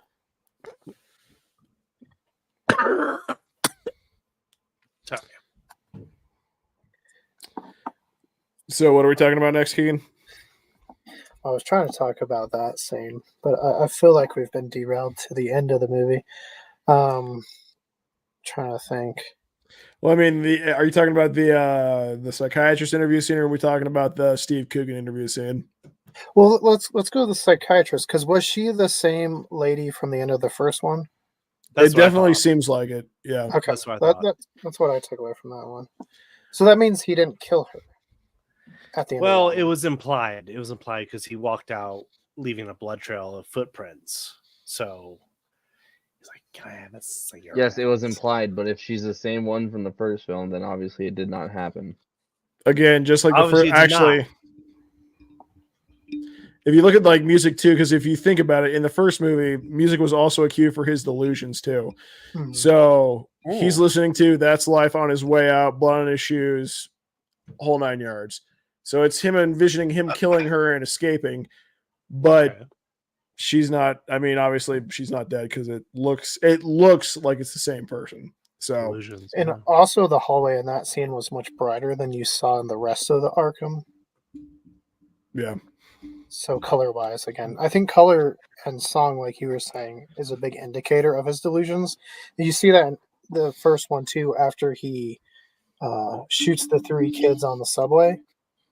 To like escape reality, he's doing his dance and doing the song. Like the music comes on, and he's just escaping reality through music. Mm. yeah. The music swells. He feels powerful. Delusion begins. Yeah, and so I guess we'll just jump to courts. No, because let's jump to when they escape. Because that's probably the next scene. Grayson, do you want to talk that scene? Yeah, I mean, I can. I thought honestly it wasn't bad. It was definitely tantamount to any red flag relationship. Harley says she wants to leave. Joker's like, no, I want to chill out here. So what does she do? She goes and sets a fire to give reason to leave. Which was kind of So- bizarre at the point because like she's like, I'm in here for arson. But then I got And I- access to all this fire stuff. Yeah, we're smoking cigarettes and we're starting fires That's with my right, yeah. cigarette stuff. But I felt honestly like oof, that was a hard scene to sit through. But it definitely helped build like the relation. I don't even know, dude. That movie, felt like a weird scene. It felt like it was kind of just forced in there to show them trying to break out for no reason. And I don't really feel like it was, I don't understand the point of that scene other than them just spending time together and showing how crazy she's willing to be in order to escape, even though she has the freedom to walk out whenever. Well, because she wants him to escape. Yeah. Yeah. She's there to control him. So yeah. She's one of the stands. Like we see the stands at the end of the movie. The I fans. mean, that makes sense. Yeah, one of the definitely makes fans sense. or two of the fans help Fan him scene. escape that scene as well, which we'll get to. I will say, so some of the singing wasn't bad, and then some of it was weird, but Joaquin Phoenix was heavily auto-tuned. You could tell. well, No. not even auto. He sounded weird because he did walk the line. Or it's like it sounded like he was very much more like pitch corrected, I guess is what Yeah. I'm looking for. So Well, and then like Lady Gaga. his singing for. Go ahead, Keegan. Well, I was Sorry. gonna say Lady Gaga. I know. She said she untrained to sing to get a different singing voice, What does that mean? which I think was you could tell when they were singing to each other, it was much more pitchy, and then when they get more in the elaborate like set pieces, the songs like the vocals got better. yeah, makes sense. it was definitely like she was going for like more realistic, and then once it got to the delusion part, it was more, showbiz, musical, theatrical. Sure. La La Land. 100%. Well, yeah. I mean, the one scene reminded me like La La Land when they're dancing on the rooftop. Yeah, absolutely. I mean, again, if Joker was actually going to be, killed, stick to it, have it be delusions in his head as he's dying, and have him envision that as a romantic point in his life. Yeah, but then people be mad, Grace, and they say, "Why you make a good relationship with the two?" Oh God, who could have guessed? Oh no. Oh no. Being original is something that's not been done before. That's crazy. How dare you? How dare you? Anyway, Keegan, what's next on the docket, buddy? Well, I wanted to get Nick's take on the song points, the musical aspect. Musical aspect. First off, I love Lady Gaga. I think she's a great singer. Joaquin, as your point said earlier, Joaquin did do Walk the Line. I can understand what Grayson was saying. It definitely felt like there was a disconnect between Joaquin on camera versus Joaquin singing. Joaquin can sing. He said he did Walk the Line. He did Johnny Cash, one of the more difficult male vocalists to cover for sure. Especially with his voice, because he doesn't have the same voice. No, nobody does. Almost nobody has Johnny Cash's voice. But Joaquin, there was definite disconnect. But going off of the themes of the film, maybe that was what they were intending for, because there is the whole delusion aspect of Joker, and as we discussed, every musical scene we could interpret as being a figment of his imagination and part of his delusion. So with that in mind, I enjoyed Lady Gaga singing. It definitely felt like, for me, like had I not knowing that it was a musical going in, it felt like they kind of leaned in to the fact that Lady Gaga was a singer and they wanted to exploit that from her. But also at the same time, Lady Gaga is an excellent actress as well. Musical is part of it. I liked that they didn't do any like original songs. They took songs that were already in existence and kind of formed the story and formed them to be cohesive, kind of. But yeah, I think the movie could have done with a couple less musical numbers. Yes. No, I agree. Because there was a couple times where I think the musical numbers were too close together, and so it didn't give you the breathing room to really kind of flesh out the scenes.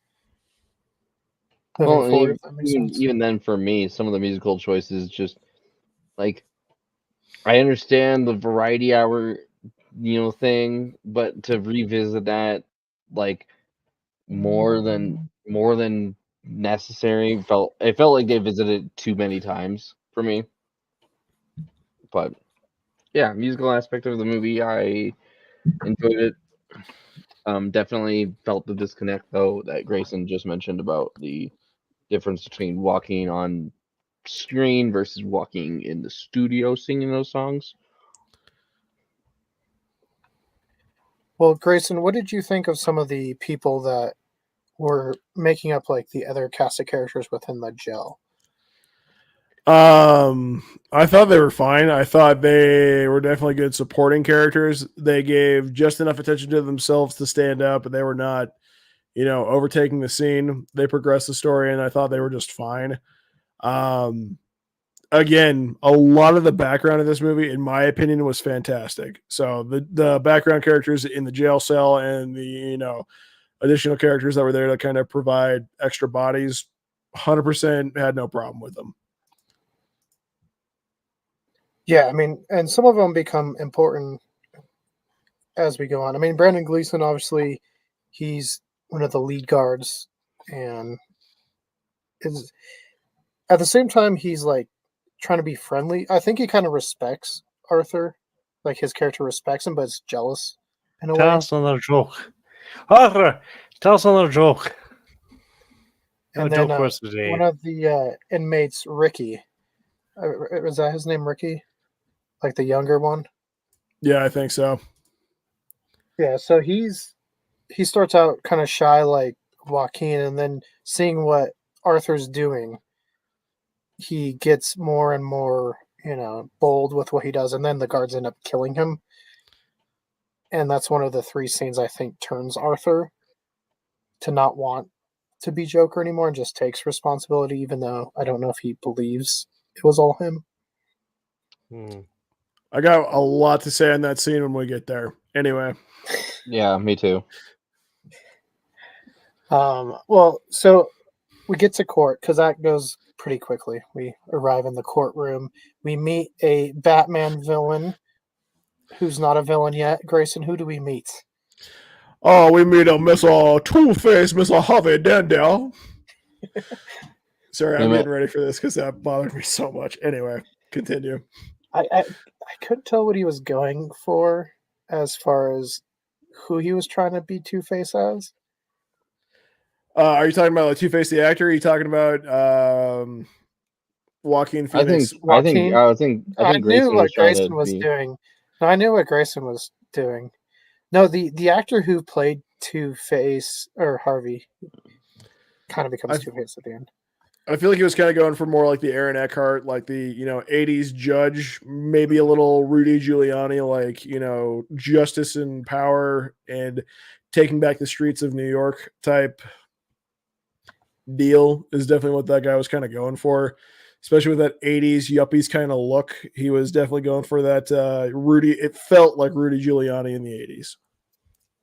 Okay. Yeah, see, I kind of got the Aaron Eckhart one as well, because I think they even wear the same suit. I can see that. They both wear the same blue suit, and so I was like, "That's interesting." Cut wise, it was very very 70s. So high waisted pants. So yeah, no. That was one of the things that I was trying to figure out. Like, when does this movie take place? Production wise, and actually fashion wise, it's yeah, it's not yes. Okay, shit. Okay, It takes place in the 80s, but with a very modern New York skyline in the background and multiple shots, which bugs. Well, the we know hell out that of me. Gotham City takes place in New York now because of that movie. But Yeah, yeah, no, The it bugged people me of New because York. there was one shot with the Empire State Building really clearly seen. So you're like, oh, okay. And then there's like Central Park Tower, there's the Hudson Yards, and I was like, okay. Like, Look, Gotham Keegan, didn't have a character. it's part of Joker's delusions. So he's imagining a futuristic skyline. Okay. Well, now I can understand it, Chris. So now that you've explained it to me. That's what I'm here for. Yeah, so we see his first court appearance. It doesn't go too well. And it seems like, obviously, it's a losing battle anyways because he shot Murray on live TV. So what are they going to say at that point? But we see Harley kind of working her nails with the lawyer at that point in front of everybody, in front of the newscast, saying, you're just setting him up to lose. And then she goes visits him at the jail again and like spreads like, hey, she's not trying to do this, she's not helping you. And so she is very manipulative to other people, not just Arthur. Yeah. Yerp. Yup. Yerp. Yup. Who was Yerp. the first? The first witness was just the The first witness wasn't it? Psychologist. Like a psych guy. Yeah, it was the psych guy. Yeah. Okay. I'll be right back. I'm gonna go use the restroom real quick. Okay. And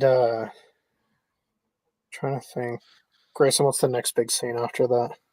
So the next big scene is they do that. She calls out the lawyer and then proceeds to go to the jail, talks to the guys, gets a cigarette. He's hanging out in the courtyard, and that's when they say, hey, Ricky. They tell Ricky that Joker wants to give him a kiss, so he does it in front of him. And then it leads into day 2 where they have his psychiatrist come in and read excerpts from his journal. That's right. And yeah. Or no, was his old neighbor first. No, it was the psychiatrist, then it was Gary, and then it was Zazie Beetz. Okay, yeah. The scene with Gary. Well, no, because Gary was when he was in Joker makeup, right? Yeah, so that's day 3, I think. Yeah, it was right. It was before he did his monologue. Yeah. Yeah. Yeah, so he ends up firing his waitress. Or his waitress. You're fired. You're fired. These chips are too crispy. These fries are too crispy. You're fired. He fires his attorney, and she's gone. Oh, and he does the whole Richard Nixon thing. I don't know why. I don't know why they made him do the Richard Nixon thing. It was kind of odd. No, wait. You call this tiramisu? You call this tiramisu? This is not tiramisu. I've had the best tiramisu. Okay, I tell you. Hey, that's not Richard Nixon. That also dates the film. So, Keegan, I got that backwards because it goes his psychiatrist, Zazie Beetz, and then it goes Gary, and then he makes his final remarks because she starts bringing out like his joke book, and then he gets upset, and then Zazie Beetz comes out, and that's when he fires her, and then because she's talking about his mom. Yeah. Okay. Because then you see him start drawing the Joker too, and then that's when he goes into a delusion, and then he comes out of it and fires her. Yeah. Oh. Okay. What did you think of his mom's character in this one, Nick? Just like how... Character. Okay, Grayson, how do you think his mom's character was portrayed from Zazie Beetz' character? Very very, very accurate to how a narcissistic, abusive mother would be. She like forces him to behave the way she wants him to be, then she mocks him behind his back, forces him to like be the way she wants him to be, to have him behave, puts him through a whole bunch of crap, and then when she has the chance to tear him down in front of other people, she will. So yeah, it was I feel like the mother character was very, I mean, even though she wasn't really in it, and more just described, it's very accurate to that kind of abuse and very accurate to that how that person would behave. She would force them to behave in a certain way and give them some line to keep them tugged along, but then mock them behind their back for believing whatever they told them. And then yeah. So Yeah, that's the way I felt about it. Yeah, no, and you could see it was setting him off because, even if he did what he did to his mom, he still didn't tell anybody. Like, I don't think he appreciated that part of him. And then to hear what she was saying behind his back, I think set him off. One scene I forgot, because leading up to it was one of the, when he's in the holding cell at the courthouse, and Lady Gaga, Harley Quinn, comes up and starts feeding him the information. And then that's when his attorney comes up and tells the truth of who she really is. And that's when he has the, like, Buddy and Cher, is that what they did? Yeah. That scene where Harley kills him because he feels betrayed. And then that's when he goes to break it off with her, and she manipulates his feelings by saying, "Oh, you remember what we did the other night? I'm pregnant." And she uses that feeling to manipulate him to not relieve the relationship, if that makes sense.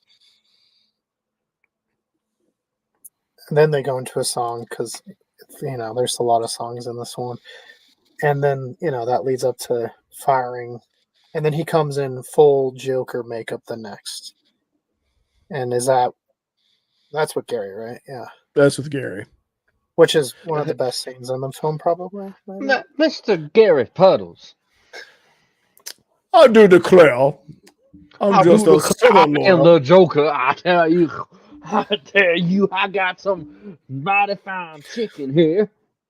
Now I'm on trial for murder in the first degree. Now do you believe this? What did I tell you when I beat that man to death in front of you? I told you I always liked you. Isn't that right? They said I shot some man on live television in front of all y'all. Now, can we really believe that here today? Yeah, I don't know where they were expecting us to think the trial was going to go, because, I mean, that's pretty clear evidence he did what he did, right? Yeah. But yeah, no, so there's this scene with Gary, and so Gary and him were the only ones that were nice to each other, and that's obviously why he spared his life in the last film. But then he becomes kind of the bully to Gary. And I think that's one of the scenes where he also has a break, because there's that whole no more questions scene, and he starts to almost cry because he realizes what he was doing. I was just gonna say, going off of that, yeah, that is another scene where he has a real break, and I think that's part of why there's that weird, silly accent there too, because I feel like in that scene, he was trying to recapture the magic of the Joker, but he was just missing the whole point of it. Yeah, I think to your point, Nick, I think he really liked the idea of the Joker, but when he's faced with the reality of what he did, he was not able to really distance himself enough from his humanity to really feel, anything like the real Joker would feel. So I could see that possibly being more of a break for him. Yeah, so you get that scene. You get the scene, because while he's doing this, obviously everyone's watching because it's televised, like the Bundy stuff. And like Bundy, he's representing himself. And he bad talks the guards. And the guards, like, I don't know what they do to him. I've heard, like, different things about what happened in that scene. I didn't think one of them. Grayson, what do you think happened in that scene? I don't know if I can say that on this stream, but Oh, okay. no, I think say it I in think as many kindergarten words as you can. I think that they did beat him up severely. I don't know. I tried to pay attention to the scene after that because the way it was shot and the inference being there, I tried to like see where certain parts of his clothes were to see if I was right in my assumption. I can't really confirm or deny what I believe to have happened, but there is deep insinuation of a certain Bad thing activity. happening. Yeah. I guess I didn't get that until I watched a review of it and someone said that and I was like, oh, I just took it as they like stripped him of the Joker costume and beat the crap out of him. But a lot of people are coming away with that other idea, and I was like, maybe I just didn't read into that scene like I was supposed to. Yeah, I mean, with the way they kind of said it, like I don't know if they like did that specifically or did something else that's equally as embarrassing, especially for somebody that's psychotic to where there is no physical evidence of what occurred if they did what I'm inferring. So I don't know what that really entailed. Right. And so this is sort of the downfall of him wanting to be the Joker, right? Because we have the whole Gary scene, which I think is starting to break him.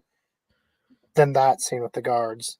And then they kill Ricky. And he hears them kill Ricky, who was like one of the people that were nice to him in the jail. And so you have those three things. And then, Grayson, I know you wanted to talk about this scene, so go. The floor is yours, sir. Oh, okay. So first and foremost, I'm going to lead this off with I watched a review or a couple of reviews that kind of hinted to this scene being like the Joker 2 hates its fans, and there's good reason as to why. And when I saw this scene where he kind of just renounces the Joker in full entirety, I'm kind of like, I kind of get it. And honestly, the more that I thought about it, the more I kind of confirmed that in my mind. But it's like when he gives the speech of like, it wasn't the Joker, it was me. There is no Joker. There is nothing but me. I think the way that was handled was very. It could have been done better to where it's like he can still claim the Joker identity as himself, but not really renounce it. You know what I mean?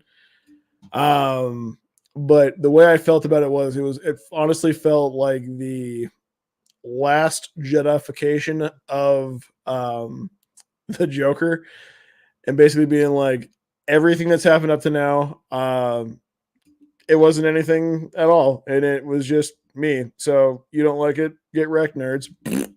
So that part really kind of stuck in my craw in a very bad way. Yeah, see, I don't think that's what it was supposed to be, but I think how it was shot and directed comes off that way.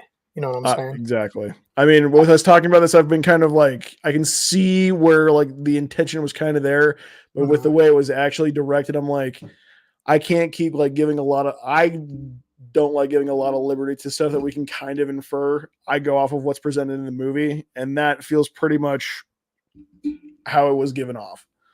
Yeah. See, for me, I got that, and then I also remembered the other scenes, and then I felt mixed. I was like, I don't know what to think. You know, because I don't think it was intentionally supposed to be mean-spirited towards anybody. And I think it was just Arthur being like, you know what, I don't want to do this anymore, you know. Well, I mean, honestly, with that, and then like if you listen to Zazie Beetz' testimony, it's her making fun of him, his mom making fun of him, and then a lot of just like societal observations of him, just continually like calling him stupid and incapable, and then just tearing him down constantly. And I'm not saying that the Joker should not have that, but I feel like if you're going to try to make somebody change as a character, there's a better way to convey that story while still showing how vilely toxic they are. Yep. Right. So that the way everything kind of got executed, those two aspects, I'm kind of like, it stuck with me more than anything else, and it definitely soured my opinion of this movie in a really drastic way.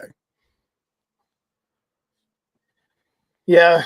See, I don't know. Because I think this is how the first movie they kind of wanted it to end anyway, was him to not be the Joker and renounce it. And so they were just like, just throw it in. But like you said, I think it's just there's ways to film it, and having it be a one-on-one shot with Joaquin to the the audience, I think comes across a certain way.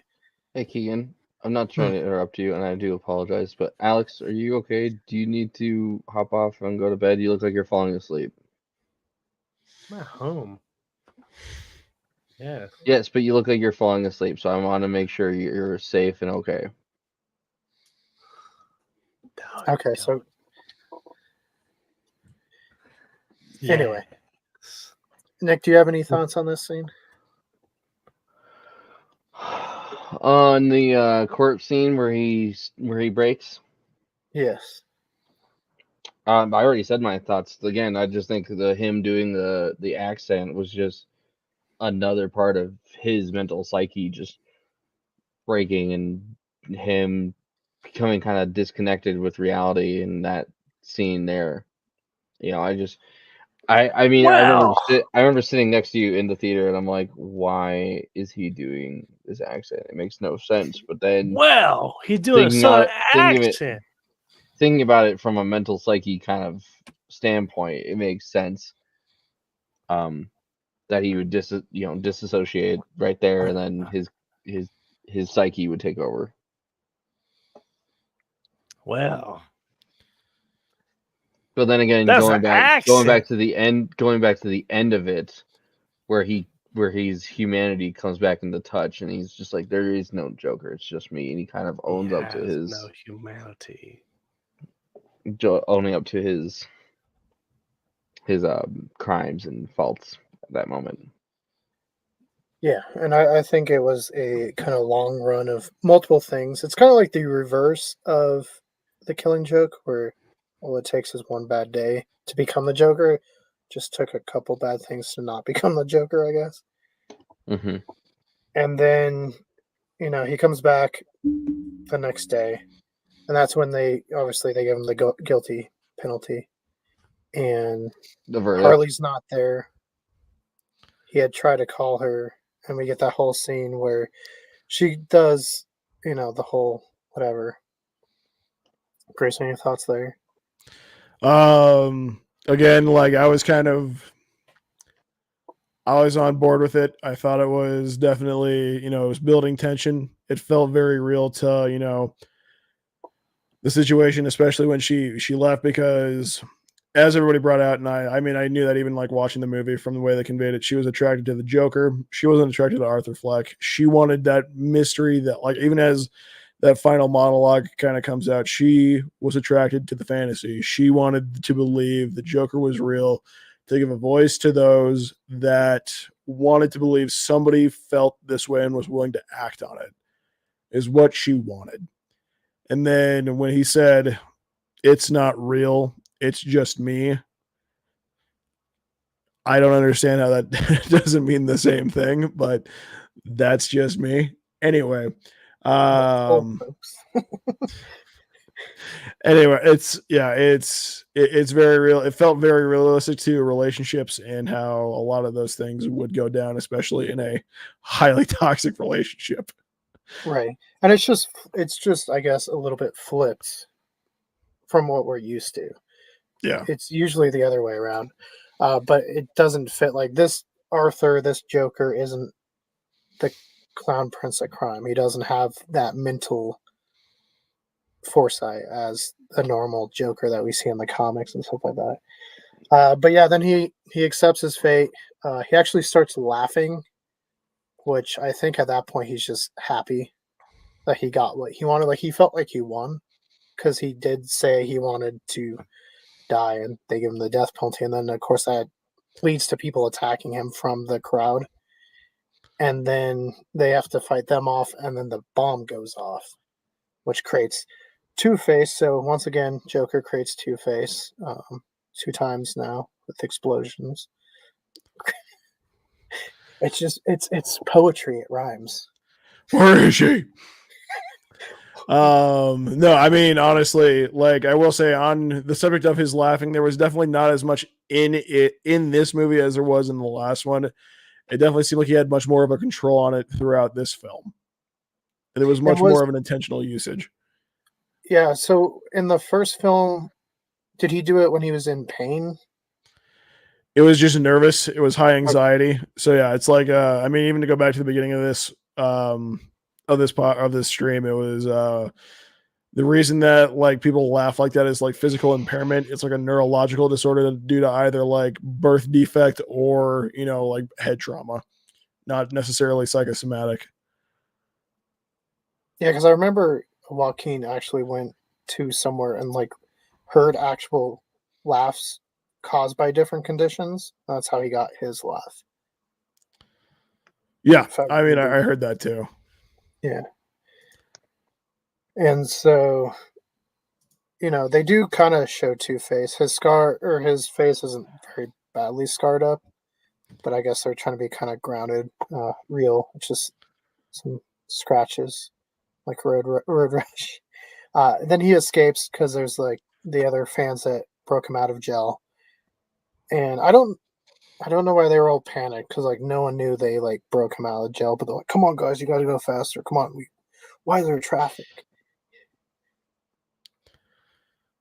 Nick, did you want to say something?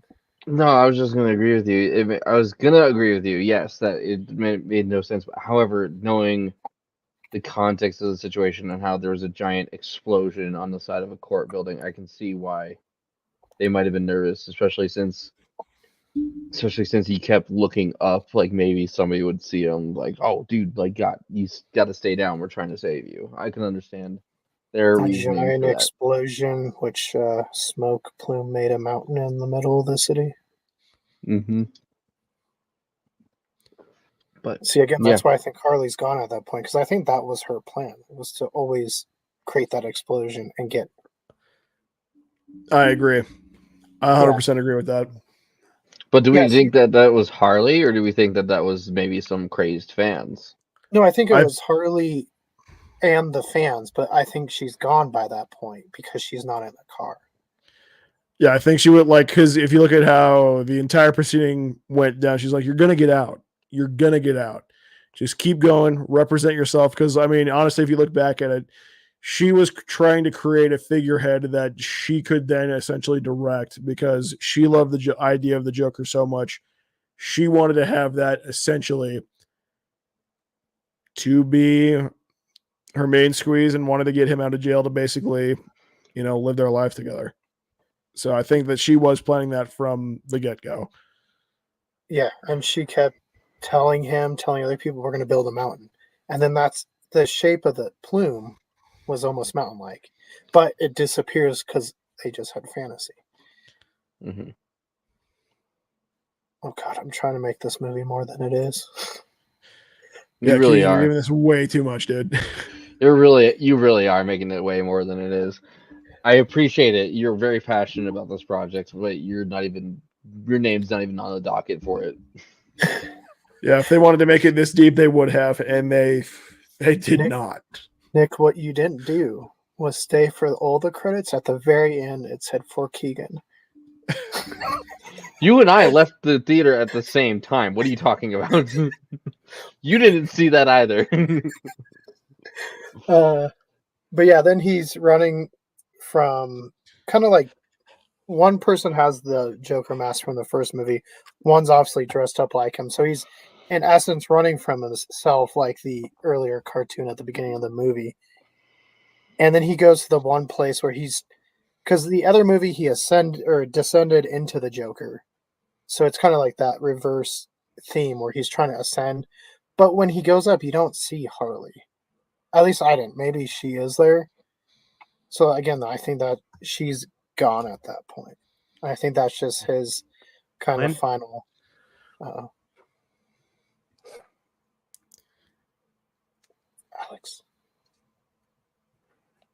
when he's going upstairs and he sees Harley. Yeah, when he first starts walking up, they show the full stairs, and I don't remember seeing Harley until he gets closer to her. No, Yep. she's there. She's there, but oh, fuck! God, sorry. Anyway, I'm just gonna leave the live stream. okay. So Grayson, obviously, we get the monologue where she goes into song, and he's trying to like fight it. Just talk Yeah. to me. And so at that point, I think she wasn't there. Yeah, no, I he's agree. Yeah. he's absolutely in denial. He doesn't want to accept that she's not there. Yeah, I think he would like, again, as we brought up, music is the source of the delusion. He wanted to talk to her. He wanted that reality. He wanted that depth. He didn't want the fantasy anymore. He wanted that relationship. And because now she's gone and the illusion's gone, there is no relationship to be had. There is just the idea of what could have been. And essentially, that'll forever haunt him. Right. And maybe she was there, but I just took it as she wasn't. And I think the whole song was like him taking it that she wasn't pregnant, and she was just manipulating his feelings at that point. I agree. 'Cause that's entertainment, when he's like, "What about the baby? What about us?" And she's just like, "That's entertainment." It was all a fantasy. It was just a side plot. Manipulation, it's toxicity. Yeah. And so he goes back to jail, and he actually seems kind of comfortable. He's accepted his fate. And then the guards were like, "Hey, you have a visitor," which I don't think there was a visitor. Because, again, going back to the cartoon at the beginning, it showed the guards beating him to death. But this time, I think they lead up to that other inmate, the unnamed inmate, telling him a joke, killing him, cutting the Glasgow smile into his face, and The Chelsea becoming grin. becoming the new Joker, or the real Joker is what I guess they were trying to say there. And that's the point I walked out in the movie. I know there was like 10 minutes left, but as soon as I saw that happen, I'm like, I can't take any more of this. I walked out. There wasn't anything else. That was That was literally the the end. movie. That was, dude, God, I sat through that entire movie. Grayson, did that was the end of the movie because it slowly zooms in on him as you see the other character give himself the Chelsea grin in the background, and then you see Arthur smile a little bit, and then it cuts to directed by. Yeah. I So hate this movie so much. in essence, the Joker was in the movie. I mean, they do show him quite often, and each time they show him, they linger on him more. And at first, I thought it was gonna be Ricky that killed him, but then Ricky died. Like, I knew he was gonna die at some point. But let's talk alternate endings. So one ending was he goes to the stairs, and then Harley shoots and kills him, and becomes the new Joker. Cringe. They didn't do it. Absolutely cringe. The other She did that ending, she did that in his weird whatever you call it. his delusion. Delusion, thank you. Yeah, so the other ending was they find him there, and Harley, she's singing. There's this big singing scene on the stairs as she's going down, but the cops aren't, noticing her and just walking like she isn't there, because in that ending she had offed herself and was a delusion. Mm. And then we have the ending we got where the real Joker kills Arthur, and then the Joker wins, I guess. Arthur loses his battle to the Joker. Grayson, do you think we got the best ending of the three? unfortunately.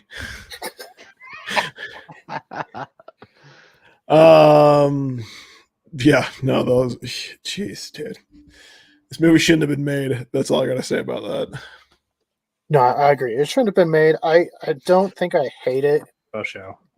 as much as I thought I was going to, especially because I saw a lot of. I didn't watch anything going into it, but I saw it was all over YouTube. There were so many thumbnails. No matter where I looked, it was like Joker stuff, awful, terrible, worst movie ever. And I was like, oh god. Yeah. So Let me be clear too. I don't blame Todd Phillips. I don't blame any of the performers. Everything was as good, technically, acting wise, scenery wise, composition wise. Everything was on point. So who Only do you thing that blame? was horrible was just horrendous story. The story could have been so much better. I blame the studio. Same. I mean, yes, it is Warner Brothers, and we know how good their track record with DC projects has been. So good. I think the problem that a lot of Warner Bros. DC EU films have is that I feel like they try too hard to keep up with like Marvel. Well, these ones don't. I think they just saw that it made them a lot of money. And instead of letting Phillips go make his Harvey Dent movie, they said, no, we must bring the Joker back. And so I think who's Harvey Dent? Yeah, and so I think they were like, okay, here's a lot of money. What do you want to do? And he's like, a musical? And they're like, sure. And he's like, oh, okay.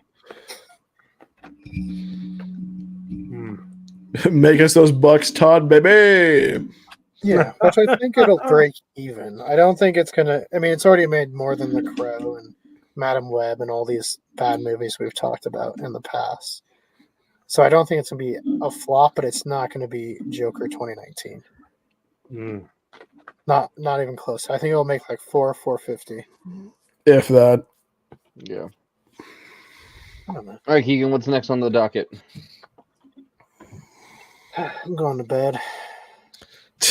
We're not even going to rate the film. We're just going to leave it there. Nah, we don't need to rate it. Bye. Actually, I was going to have my brother. I was going to have him have a bit where he came onto screen and just took over from here on out. I give it 2 deranged psychopaths out of 10. Good night. All right. So Grayson, is that your real rating? Is 2 out of 10? You're going to rate it lower than The Crow? No, I don't think it's worse than The Crow. Honestly, it's my emotions on this movie are definitely very mixed. It's, in my honest opinion, if I'm going to give a final review, it's a movie that does not have a clear identity of what it wants to be. It tries a lot of stuff, which I am all for. I love the different, aspect ratios, everything that it was trying to do to capture the essence of the time. Loved it. But at the end of the day, it's a movie Todd Phillips didn't want to make. It's a movie that a lot of the actors didn't want to return for. And it was just a cash grab from the studio, and you can feel it. The only way that I just, with these mixed emotions and the overall outcome of the movie, I'm going to give it, honestly, like a 6 out of 10, maybe a 7. That's where I was going, Grayson. So, yeah. Because I was like, there's a lot that's good in it. There's a lot of scenes that looked really, really nice. I mean, like, honestly, this is filmmaking, Yeah, like the initial Joker fantasy before he fires his lawyer. I was like, when we were doing that, I was like, we are so in, we're back, we're locked in. I can't wait to see where this goes next. Yeah, and then it just goes. Yeah, there was a lot good. There was really good acting. There was good score. Some of the musical parts. Okay, so there's the score, and then the musical scenes. Some of the musical scenes and the sets were nice. Some of the musical scenes didn't need to happen.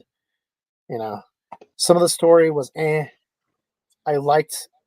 I'm fine. I love the Joker as far as the character goes, and I'm fine with the Joker just being everlasting and just like forever there. And he was still the Joker. People are like, he wasn't really the Joker. I was like, he was the Joker. It doesn't matter.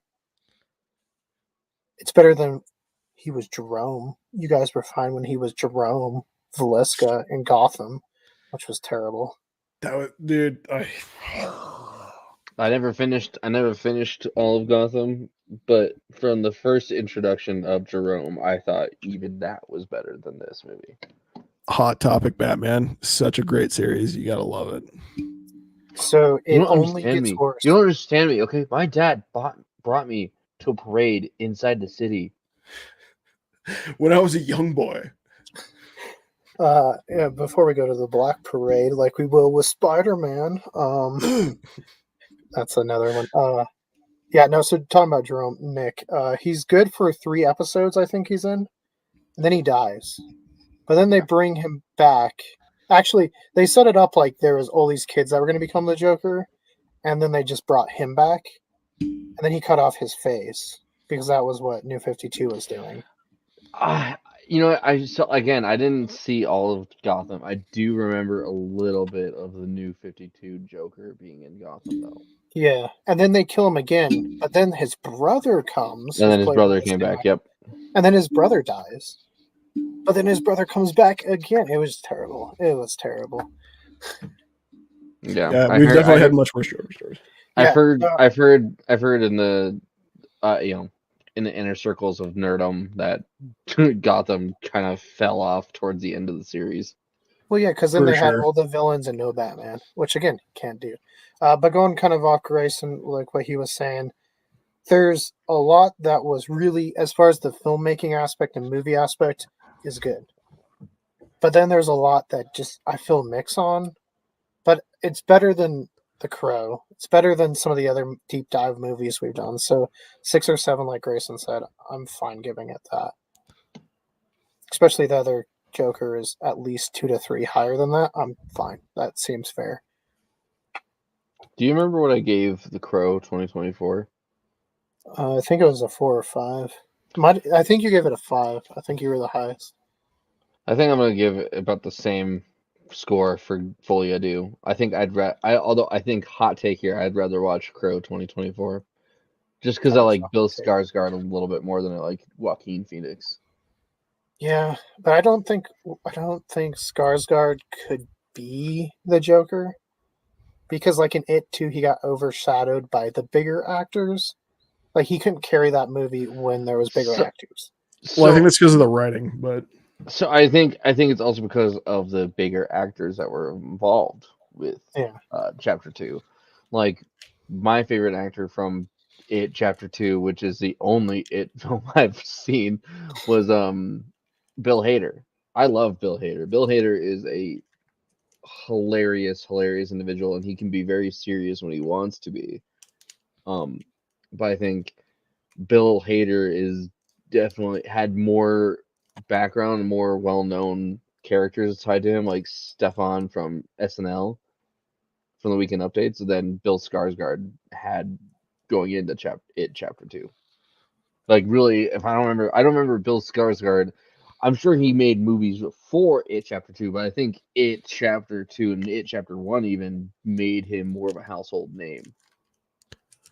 well, I mean, even if you look at It Chapter 1 and It Chapter 2, the screen time between that it had in It Chapter 1 was far more than what was in It Chapter 2. In It Chapter 2, they focused a lot more on the prominent actors that were, as Nick brought out, like Bill Hader, Jessica Chastain, James McAvoy.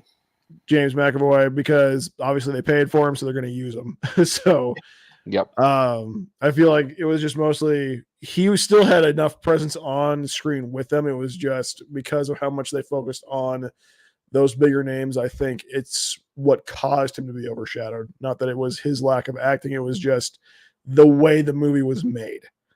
It was definitely the writing of the film too, because they focused more on the characters and how they've grown up since the events of the first movie. Yeah, Which, not to get totally off topic, but I at least appreciated that they split the two, because then it made the scenes with the kids for people that didn't read the book more suspenseful, because you didn't realize they'll live, you know. Yeah. And so I think that worked. So 5 for you, Alex. Alex, what are you giving it?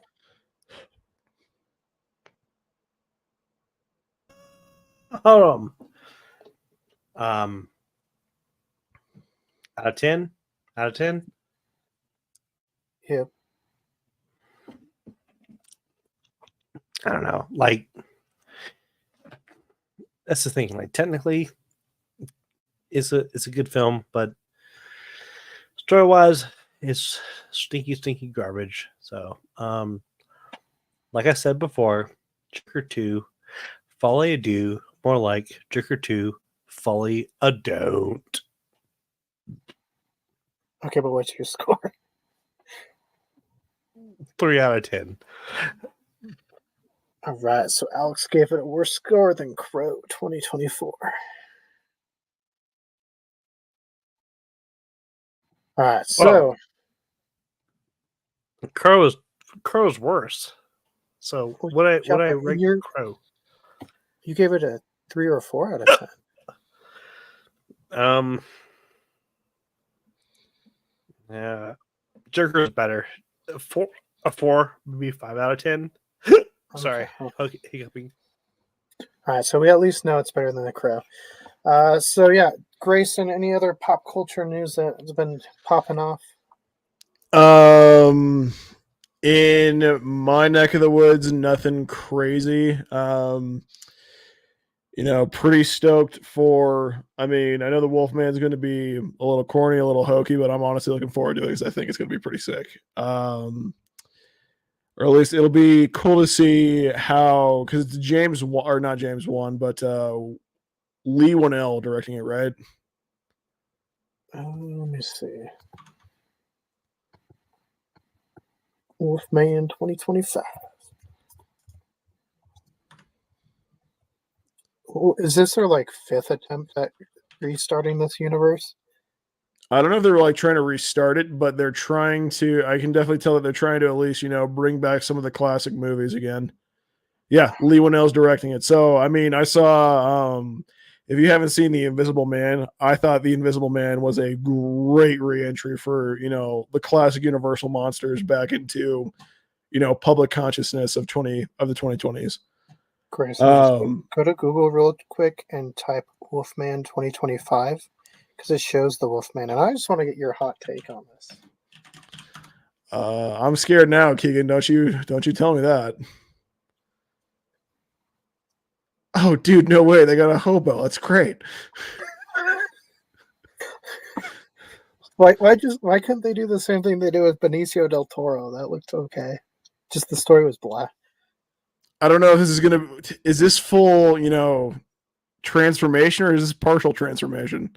I don't know. It says, here's our first look at the new Wolfman. And I'm just like, looks just like an old dude. So it's just a homeless guy with rabies. Sick. It kind of makes sense because I was talking to this with Alex in the office. I was like, it kind of worries me they didn't show Wolfman in the trailer. They just showed his hand. Well, if you Are you look talking about the? So I just. Okay, you talking about the guy with like an old like gray jumpsuit with white hair? Yeah, yeah. Okay, I never saw the original. I don't know anything about Wolfman, but I already know I'm not interested in seeing this film. Oh, Wolfman Jack. Well, I mean, if you look at the pictures, it looks like he's only in partial transformation, which I am praying to the horror gods. I'm praying that's it. Yeah, if that's the monster, I'm out, dude. There's no way. There's no way. I was half expecting him to be covered in tattoos just based off of Keegan's little like. I want you to go Google it right now. Like just covered in tattoos that say wolf or like full moon, damage, bite, bite, bark. Go Google Benicio del Toro Wolfman, and you can see what at least 10 was that 10, 15 years ago, what it looked like.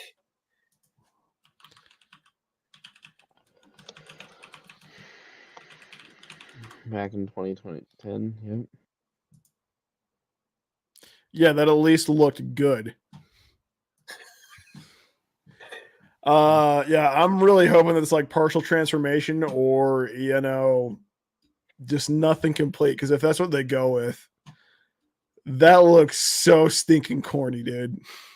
I don't know. I mean, And usually the monsters are fine. Like the Mummy with Sophia Boutella, she was good. The rest of the movie was terrible. But at least they Okay. got the monster design good. Right. Well, if you're sitting there as a producer, like as producer from Blumhouse, don't you sit there and go, can we go, a little bit more traditional, a little bit more wolf in this wolf man, not just, a The hobo janitor. hybrid Yeah.